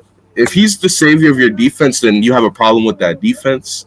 But I'm just saying, Hassan Reddick is a damn good player. And all the point that I'm just making is, like I said, he's probably one of the most dominant 3-4 rushers in the game. The most dominant in his last 6 games, he was quiet. Oh that's against good teams, against Atlanta, who's an ass team, and New Orleans, who's an ass team. He was non-existent, yo. I will say this about make Atlanta. That argument, bro. We all know you can eat off Atlanta. When you're going up against that defense, I don't know what's not when you're going up against that offensive line, you don't have any worries. You're going in there to make a career day. Atlanta has been buns for a while. That offensive line is horrible. So yeah, you got to get credit when you coming up against Atlanta. You better show something. Bro, now, what was it? But when you go against the Jets, New Orleans, Houston, majority part of the season, Chandler Jones was hurt, dog. I don't know what I'm trying to explain to you. Chandler Jones is hurt, and he still played good, and he got more double teams. So I don't want to hear that BS. Why are we going back? Why are we going back 2 years ago? Bad, though. 2020. Oh my God, bro. He had no one next to him, and Chandler Jones was out most of the entire year. So don't even. My argument, Slay, to you is, what does he do against good teams? Absolutely nothing. He was quiet for 6 weeks last year, bro, against better teams, and arguably Atlanta was ass, and he couldn't. And Tampa Bay took him out of the game. The only thing he had was 1 tackle. He had 1 solo tackle in those 2 weeks, bro. Come on, man. I can't trust Hassan Reddick right now. I understand we see the number at 12.5 or 11 sacks, right? But when you go against good teams with the number 2 defense in the National Football League, you should be a standout, especially if Brian Burns wasn't healthy. That's all I'm saying, bro. That's all I'm saying. Kaiser White proved it every single time he was on the field. He doesn't matter what scheme fit he's going to go into, bro. That's all I'm saying. I'm not saying that I think Hassan Reddick is a bad player. The numbers you put up are the numbers you put up. But this is where we talk about numbers don't always paint the picture, and I'm painting the picture for him. When he goes against good freaking teams, the last 6 games of the season, he had 1 tackle and 0.5 sack. That's bad, bro. That's The one thing I will say about that though is you got to look at the team around him too, especially that offense. That offense had that defense on the field so much. You're talking about Sam Darnold as your number one guy. You're talking about you don't have really a running game. Your offensive line so constantly it's 3 and outs, 3 and outs all day. So I I will agree. say that that does play into it. But like you were saying before, when he was with I forgot who you were saying he was playing against. You got to look at that game also. You got to see what were his pressures, what were his tackles, because he might not have been getting sacks, but my man could have been doing something on the other end. Probably been taking care of the run game if he can. So you got to look at his overall performance, I would say. But I do agree, it all is a scheme fit. But I think in Philadelphia, he has the right supporting cast for him to feast. No, That's why for me, That's what I'm saying. That's really my argument. That's really my argument here, Vic. Is like, what is Jonathan? This has been my whole thing. Like I said, I don't think Hassan Reddick is a bad player. You get the sacks where you can get the sacks, and it's important the volume of what you do against really good teams. And to me, I'm a little questionable, and that's why I consider Kaiser White better at this point in time. You guys need that edge presence. But what is Johnathan Gannon going to do? You have to put him in the right role, and he has to be present against really good teams. Your division this year is not going to be a fucking joke. That's all I'm getting to. I agree. Like they're going to be setting the edges on every single one of those teams, and I want to see what you can do against those teams that also have upgraded in your division. It's going to be important, man. I'll give you a specific game, bro. In 2020, right? He probably had a lot of pressures against Josh Allen, but he only couldn't get to him because he was attracting a lot of double teams, and he probably got a lot of pressures and stuff like that. But the only reason he couldn't get to him was because of the fact that they were attracting a lot of double teams his way. So I'm not is gonna that put any blame on him, dog. is that good offensive coordinator to take out their best player on defense? Have a good offensive coordinator, but that kind of shows you that he's getting to the quarterback. So Slade, so to go back on your point, Aaron Donald gets double and triple teamed all the time and still puts up the numbers every single year, and there's no excuse. And he plays in the best division in football. Are we giving an excuse? Completely different players, dog. It's not, because you're saying that he's getting doubled and triple teamed. Donald is a different talent. I'm not saying, but you're putting this guy in high regards. I'm giving somebody to compare him up against. Bro, Donald is a different talent. Reddick is way below him. All I'm trying to say to you is he gets to the quarterback with sacks, but there are games where he's going to get double teamed. And in 2020, that happened a lot because they started to see that he was the guy that kept on getting So what if he's such a good player? Why couldn't he disrupt double teams? Calvin Johnson wasn't making any excuses when he was getting double and triple team when he was with the Lions. He still put up the numbers.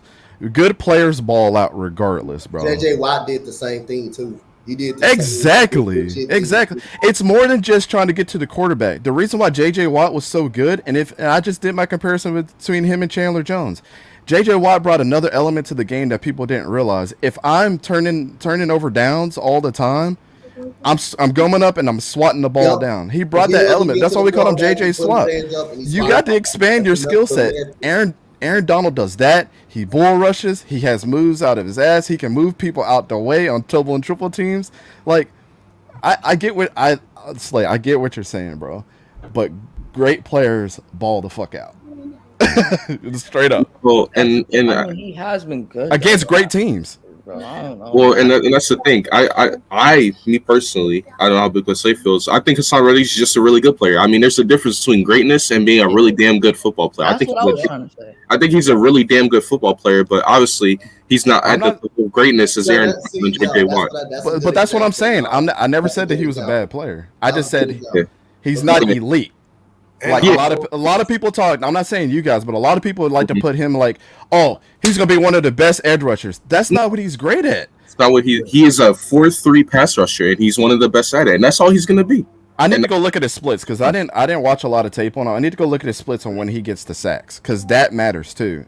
Yeah, go look at his Arizona tape in 2020, and you'll probably see I need to look at more than just one game. I need to. I'm not even saying one game. You can say the whole season too. So I'm gonna look at them splits. But let me ask you, because we've been on about almost an hour and a half. So let me ask you this last question. And that's to everyone. And, like I said, I always give you last, Dante, because I like to see your outside perspective. That's fine, man. Yeah, man. But MG, let me get everyone. Let me get yourself. Let me start with you. What are your thoughts on the move made this all season to revamp the team? And what's your outlook for this season? So the first part of your question was my thoughts on the move this offseason to revamp the team. I think that listen, let's not fool ourselves. Howie Roseman was on that damn hot seat ever since the Jalen Hurts pick happened. Ever since the Jalen Hurts pick happened, he's been on the hot seat. Hate him or love him, ever since that Jalen Hurts pick, Howie Roseman has done his best to fix all the mistakes that he's made leading up to that Jalen Hurts pick. When it comes to after the Hurts pick, Carson Wentz had a terrible season. Not sugarcoating that. He got him out of there for a first round pick. Boom. You flip some of those picks for future first round picks, and then future first round picks for this up and coming draft. So that's one thing that Howie Roseman did there, and you look at what he did with this year's picks, trading it for AJ Brown. You see what he did by signing Hassan Reddick and Kaiser White, being more aggressive in free agency. So when you look at what Howie Roseman has done, he's been more aggressive. He's been very adamant on making this team better. That's funny, ECG. But when you look at what Howie Roseman has done, he's been fixing all the mistakes he's made. All right, you messed up on a Jalen Rager pick? Well, let's trade up for Devonta Smith and make that up for you. All right, we've never had multiple good receivers since back in the 2010s. Okay, let's go get A.J. Brown, too. Oh, Fletcher Cox and Brandon Graham are getting old. Let's draft Jordan Davis, get Hassan Reddick. We have a linebacker issue. Let's go get Kazir White.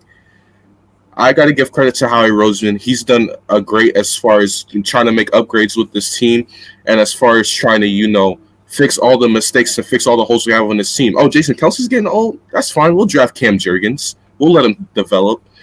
So as far as the revamp of the team, I love what he did. And then the outlook on this season, look, man, I got expectations for this team.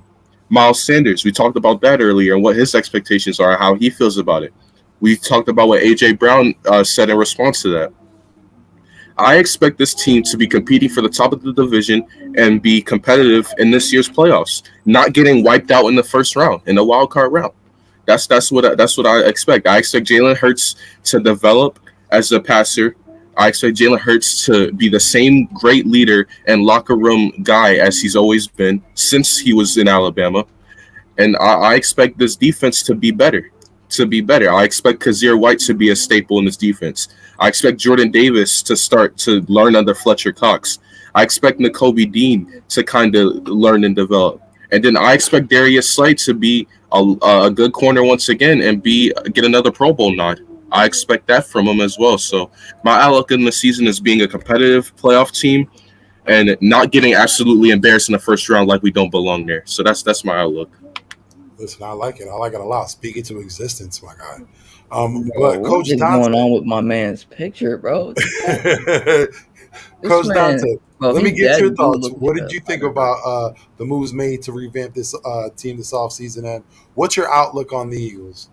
Like I say, MG9 said it best, man. He said he was definitely on the hot seat, and I'm not gonna rule it out. If he doesn't get the job done, or if this team doesn't get the job done with all the moves this year, he may still be on the hot seat. So he may cover this behind right now. But if this season somehow doesn't work out or doesn't and it blows up, this could very much be a hot seat for Howard Roseman. But now going back to the moves that he did make, he was in free agency. He was aggressive on a lot of people, big time free agents. He just didn't get, so you can't blame him for not getting. Like, it's a lot of Eagles fans blamed him for not going out there and get these players. Hey, you can't change guys' mind to where they want to go. At least he tried to go out there and be aggressive and get the guys that he wanted, that he was talking to. But he did get Kaiser White, who had 144 tackles last year. He did get him pretty much dropped. He did get Jordan Davis.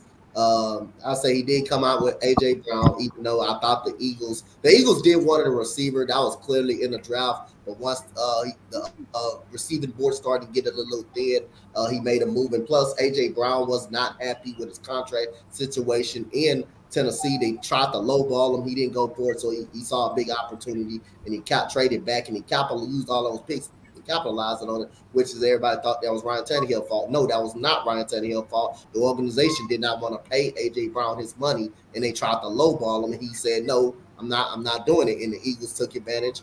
They saw unhappy AJ Brown because of the contract dispute. They stepped right in there. They gave him the right deal, and then they got him. Like I said again, I thought he did a great job this year. I thought he did a great job in this offseason. So and did get into Kobe Dean in the third round when someone thought everybody had a first round grade on them.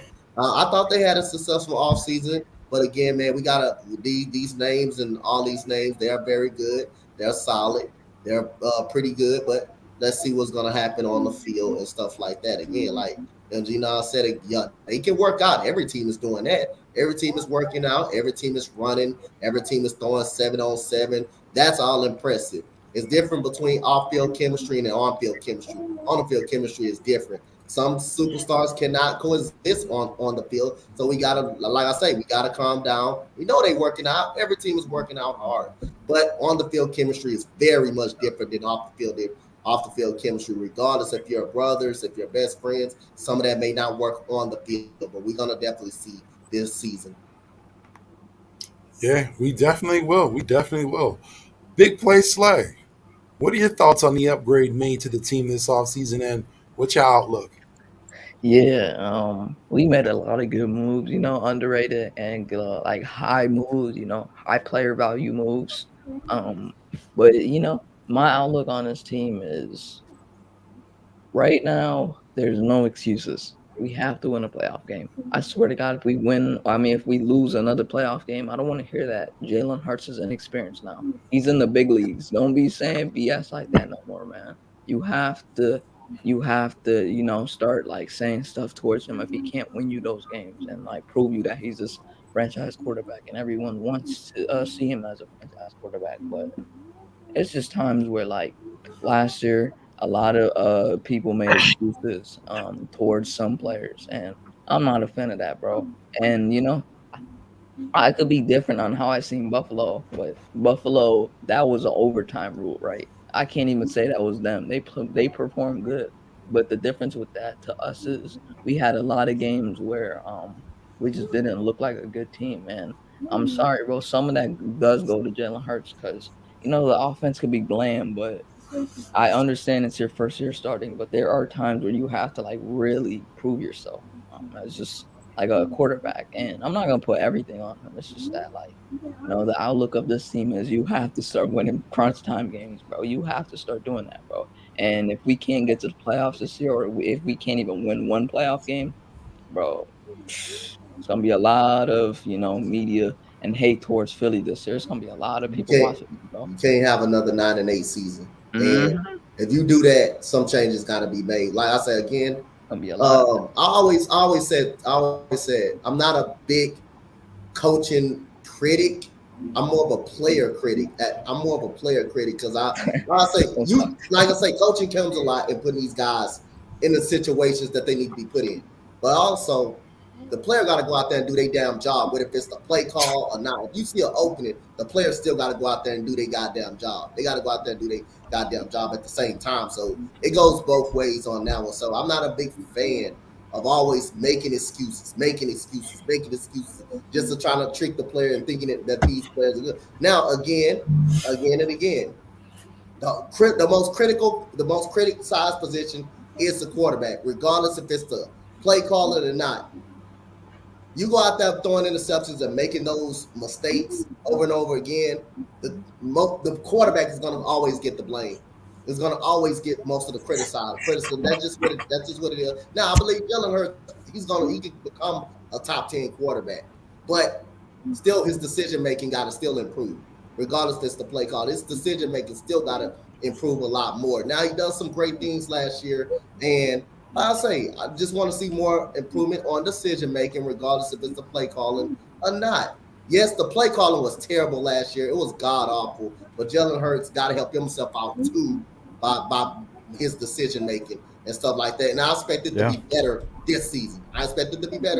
This season with better weapons, with better receiving. You're not inexperienced no more. You have a taste of that playoff grit now. Now it's time to go out there and prove it on the field. If you don't get past, even if you don't get past first round this year, that's a goddamn disappointment. That's no progress of going up. So again, they got to show flashes again. I don't want to hear nothing about the coaching. This defense don't need to be 18th in the league. It don't need to be 18th in the league again. But like I say again, this team, This year, I expect it better for them. I expect them to try to win a playoff game this year. But again, I still think it's going to be hard for them. I don't think nothing's going to be easy. I think the division is going to still be tougher. The division is the toughest teams you got to play because they know you more. They know they already got film on Jalen Hurts. The Giants already know how to play Jalen Hurts. They already know how to game plan. But again, you got better weapons, so it's no excuse to fall off, to have an average season again.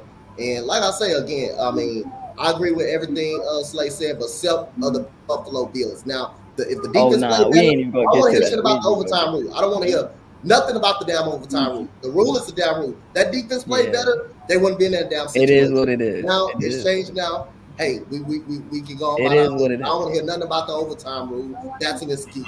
It Defense is got to what play it better. is, bro. That defense got to play better.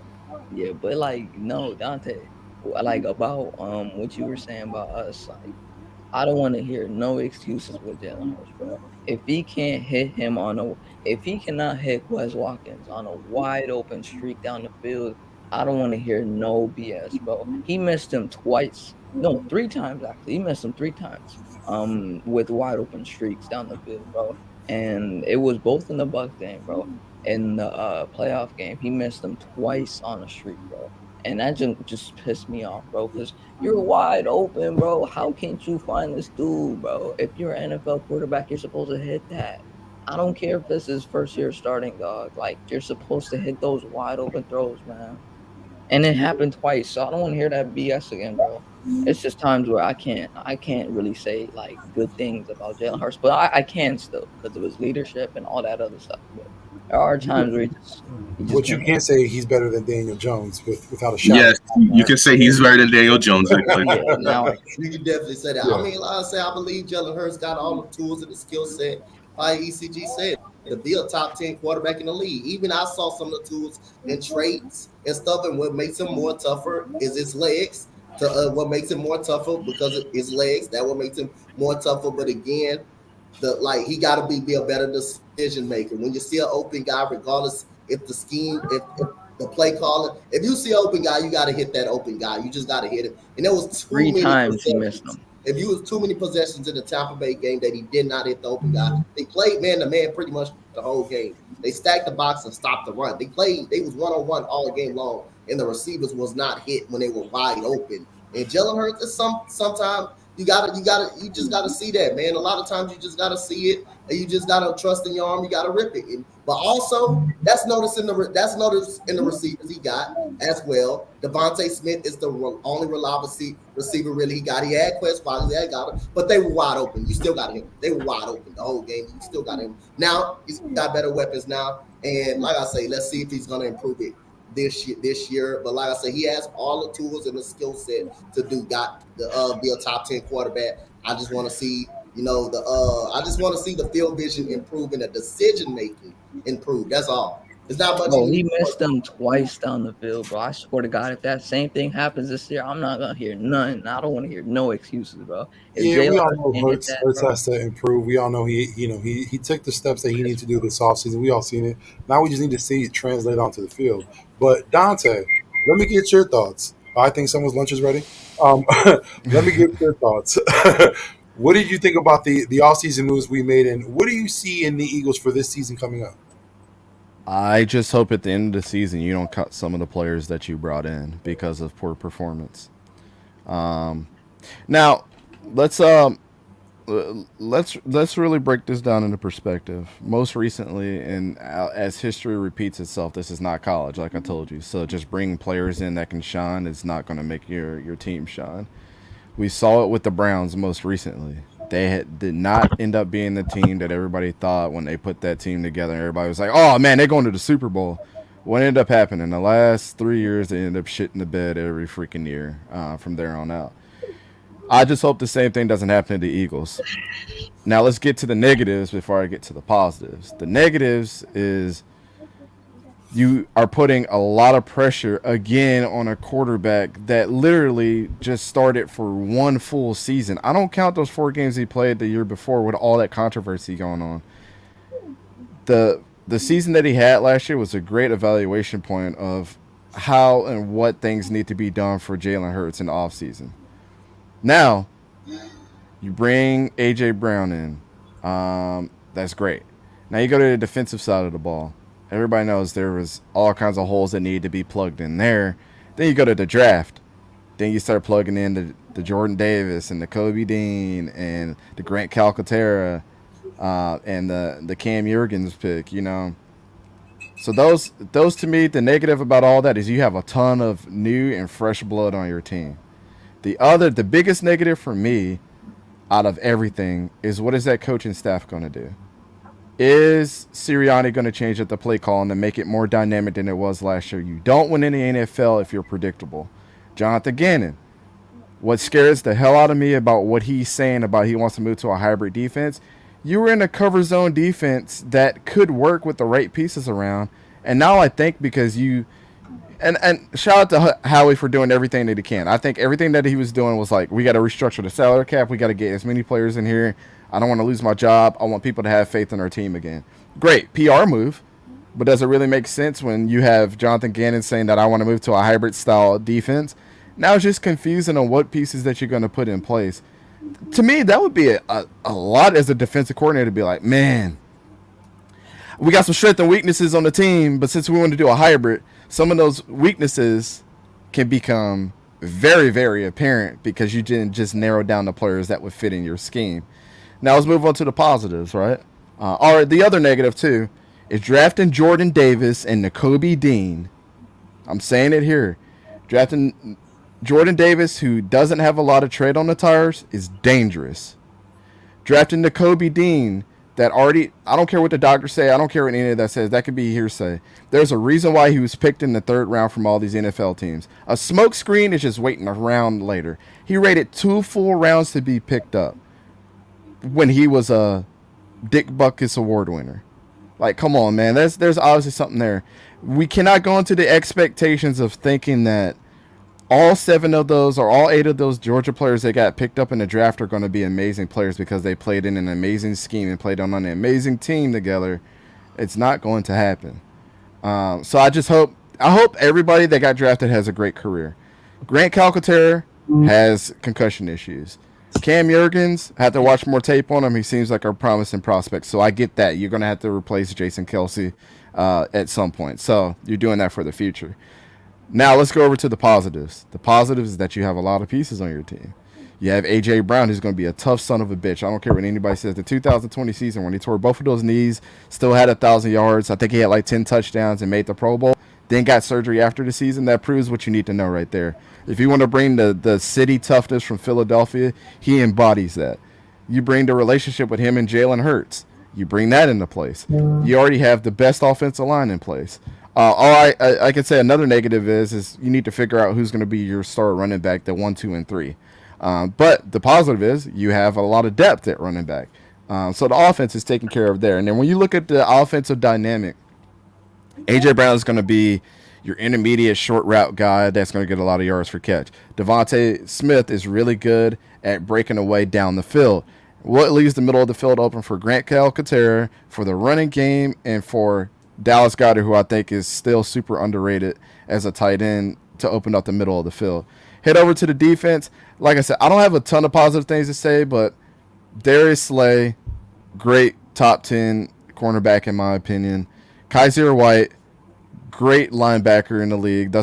Whatever scheme he's going to fit in, he's going to fit perfectly because it doesn't take a lot to tackle and stuff to run game. Everything else, everybody else just has to mesh well together, man. That's kind of my outlook for it, and that's why I think talent-wise, and I'm leaning more on talent, but I think they get better throughout the season, and here's why I say that.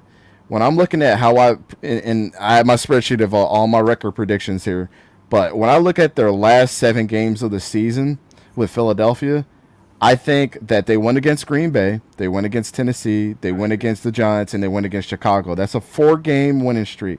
I think they go to Dallas because they have an early bye week. Their bye week is like in week 5 or week 6 or something like 1, 2, 3, 4, 5, 6. It's in week 7, so it's pretty early. This is just fatigue towards the end of the season. They go into Dallas. They're going to lose there. They're going to go in New Orleans, who I think is going to get better throughout the season too. They're going to lose there. But then they're just going to come at home. They're going to want to finish out the year strong. They're going to want to make a playoff spot at 9-7. they're gonna be 10-7 at the end of the season by beating the Giants. So when you really look at it on paper, that last 7 games, winning 5 of those 7 games, is going to be super excellent for your team to set the precedent of what you guys are going to do in the playoffs. Now, when you get to the playoffs, I think you get to the divisional round, and I think you lose there. What does that mean at the end of the day? I think at the end of the day, you guys have a bright spot. I don't think you replace Jalen Hurts. I think you start seeing some of those pieces start to fit together. I don't think you see Johnathan Gannon on your team anymore. They're going to want to bring somebody in who's going to want to replace him and put a good defensive coordinator, because I think that's going to be the weakest spot of your team. Mm-hmm. And all the pieces that you brought in are just not going to mesh well together, and you're going to need somebody to go ahead and do that for you. And plus your agent with the Fletcher Cox and things like that. But the offense, I think, is going to be super high powered. I think PFF put out like their projections of what everybody's going to be at, and I think it's pretty accurate. Like 4,000 yards for Jalen Hurts, 700 on the ground.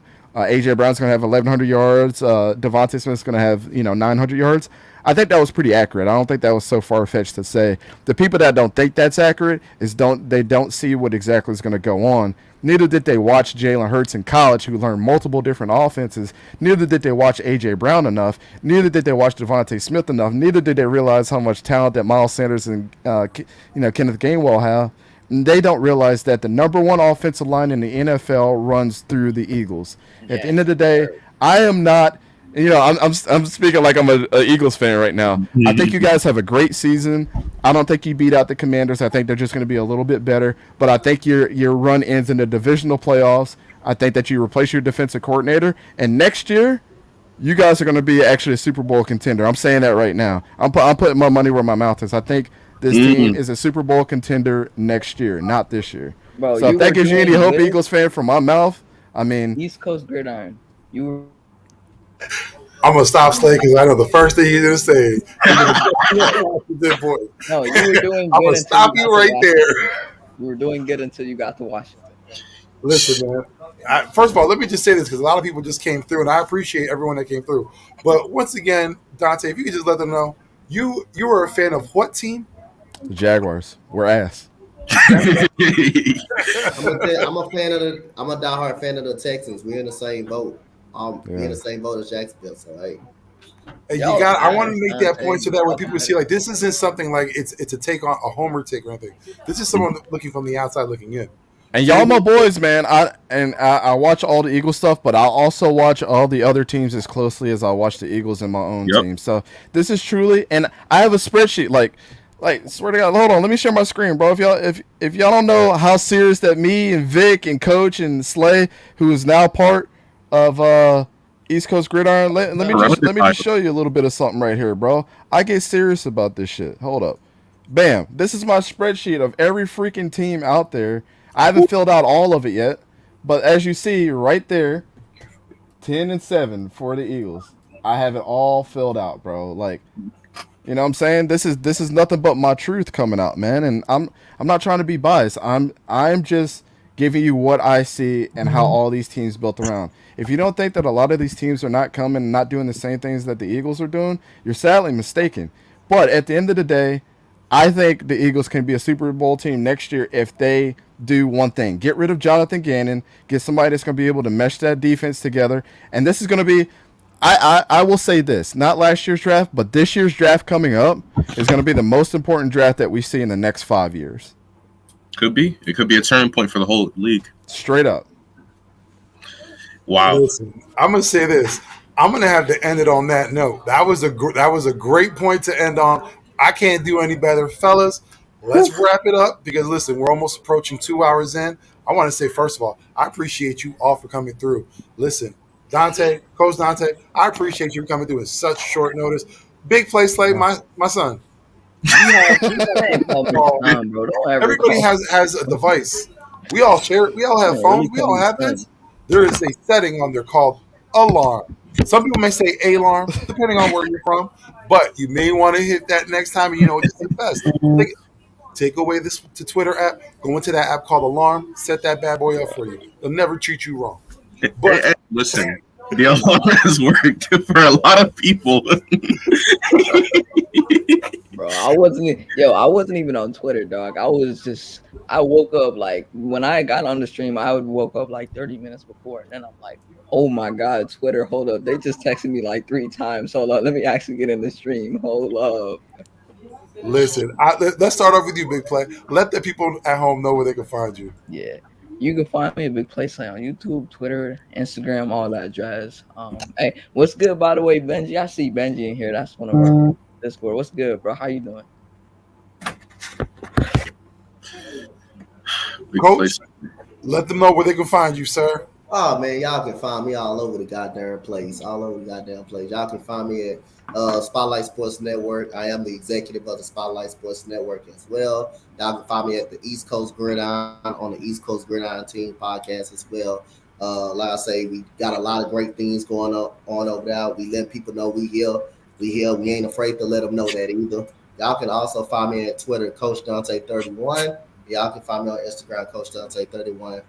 Great show with my guys, Vick, Nas, my boy East Coast Gridiron, ECG, my boy Slay, Slay. But man, y'all hit us up, man. We out here, man. We out here. Yeah, me and East Coast Gridiron got a stream later at like 7, I think. Hey, So, make Oh, you sure don't even know your own tune in. time. It's 7 o'clock, dog. Yes. Look. Yeah, I got you. This time I got you. Let me just say again, that app on your phone called Alarm, I would say set it to maybe like a 6:30, so that way you're there on time. Yeah. But you know that's the thing when you come onto the ECG team, we're here to guide you, sir. We're going to show you how to be professional. That you know what I'm saying, learning steps along the way. But we can only talk about you now, bro. Nobody else. Or we gonna come with the fire, bro. I'm also the starting safety of the Fresno State Bulldogs. I'm also the shout out to that. Yeah. Thank you for bringing that up. Shout out! Finally, I have made myself the number 1 running back of the Fresno State Bulldogs. I think I was because someone else was running last night, but I won't question it. I might have gotten injured. I don't know. Bro, next Devontae Adams, bro. I'm wide receiver 1 out there, bro. Yeah, Slay had like 9 catches in the game. He was going off. I threw 3 picks. I was ass. Hey, and if you actually, the offensive line threw 3 picks. I'm not saying that for myself, bro. Hey, bro, I call him. You know what we're talking about? Listen, tune into ECG, tune into the community, come through, join the Discord. Also, we got a Discord. We're bro. You could be on the team as well. Yeah, come to the stream. I'm probably gonna stream a little bit after this for a couple hours before I have to mow this damn grass before it rains again. But anyways, yeah, man. I just want to say shout out Vic. Thank you for having me on the show, man. This is always.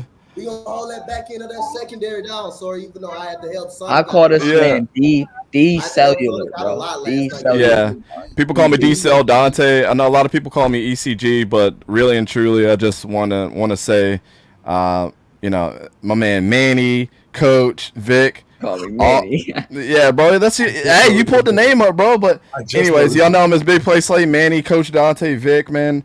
I know people call me ECG, but it's really a collective of people, man. All these guys have joined in. We're going to create some great content. Shout out to my man MG. I have nothing but good things to say about Slay and MG as far as being really young and knowing their shit, man. And I will always defend these two. So just exactly how you try to pop off in the comment section, don't be popping off at them, bro. Because if they going to hit you hard, best believe I'm hitting you harder, bro. Yes, straight up. You better bring it. One. You better bring it. Yeah, Vic is the same way. Coach is the same way. We're all about the smoke, man. And the only reason we're like that, it's free smoke. And the only reason we're like that is because we want you to know that we know our shit at the end of the day. These guys have put in the work. These guys know their stuff. These guys actually walked the game. And for people to absolutely come in here and say, like, oh, you didn't watch the film, bro, you don't know who you're talking to, first of all. I'm the film king. Like, straight up. Me and Coach, it's not a lot of us out there, bro. But all of these guys, they watch. They know their stuff, man. I'm not a biased fan. Neither are they biased fans. I know you guys come here for Eagles content, which is fine. But find them on East Coast Gridiron too, man. You don't have to support me, you don't have to like me, but the rest of the guys on this panel, they are part of what we got going on over there. We're not a network, but we're going to be putting out a lot of good content, streams for the regular podcast, which Vic is going to be hosting next week because I'm going to be out on vacation. So I appreciate you, my G. We're going to be doing that every Wednesday at 6:30. Go ahead, check us out. I really don't have any other platform. EC Gridiron on Twitter. I'm trying to be more active over there. But after that, man, thank you for having me on the show, dude. Anytime you guys want want to collab or need anything last minute, I'm usually sitting up here in my computer chair, like editing a video or working on some graphics or something, man. Because you know why? Because I be grinding out here in these streets, bro. I ain't got no free time. It's all dedicated to this, baby. Yeah, I'm still here. My camera's just off. He said, I was about to say, well, let the good people know where they can find you, my guy. Well, first off, shout out to everybody on the panel. I'm surrounded by that. I'm like in the middle, so I'm surrounded by like the whole East Coast Gridirons. So shout out to them. But you can find me, just type in MG Nas in the YouTube bar, Instagram bar, or Twitter bar, and you can find me there. Even on TikTok, even though I don't really care much for TikTok, but you can find me there. But shout out to the guys here on the panel, bro. It's always good working with these guys, man. Everybody up here, it's always a good time, good talks. Rather we agree to disagree, all I care about is having fun and having good talks about football and the sport y'all want to. So it's always a good time, and shout out to everyone in the chat as well. Seriously, I don't say this enough to you guys, and there's a couple of people out there that are not part of ECG, MG. I know Jeff was in the chat tonight. I don't say this to everybody, and you really have to earn it for me. But give yourselves a pat on the back, man. Keep grinding. If you need anybody to motivate you, dude, I will motivate you. I will push you enough to make you run through a fucking brick wall at the end of the day if I have to, bro. Because everybody's got the potential to do it, and don't stop. And the people that want to be out there, that want to start content, it only takes one video, bro. And people are here to help, regardless of how people feel about me. I'll tell you one thing. I can be your source of truth for a lot of shit, man. And I will help you as much as I can to get you where you need to go, man. My channel's only at 710 subscribers. Matthew, thank you for subscribing. I just saw the notification, but thank you for that, man. You didn't have to subscribe, but you did, and I appreciate it, man. Mm-hmm. So yeah, if anybody ever needs help out there, these group of guys will help you. I'll help you. This is a family at the end of the day, and nothing stronger than family, bro. Like Vin Diesel said, bro. But just know, if you coming at our neck, bro, you better come with it. You better come with the sharpest sword in the fight. Hey, if you gonna come correct, bro. Straight up. Yeah, man. Listen, on behalf of my guy JerryLee, who couldn't make it today, shout out Jerry, man. Vick3. And listen, let me shout out two others. The two newest members of the ECG crew. As we said, everyone right now on camera is ECG. I got my guy Papa Sora. Appreciate you, my guy. Thank you for coming through. And what I'm saying, he's the newest member. And my guy Gio from the 213. Yes, sir. If you have not already, please. That's right. Sir. If you have not already, please go to their channels, like, subscribe, comment, help them out. Share their content, man. It helps out. But as I said, I am your host, Vick3. I want to say, everyone in the chat, appreciate y'all for coming through. Appreciate y'all for, everything that's been going on. I see all the comments. I love it. I love the discussion. Everyone that's watching and that will be watching in the future, thank you so much. Listen, this has been another exciting episode of The Big Ticket. Again, as I said before, I am your host, Vick3, and we out. Avida.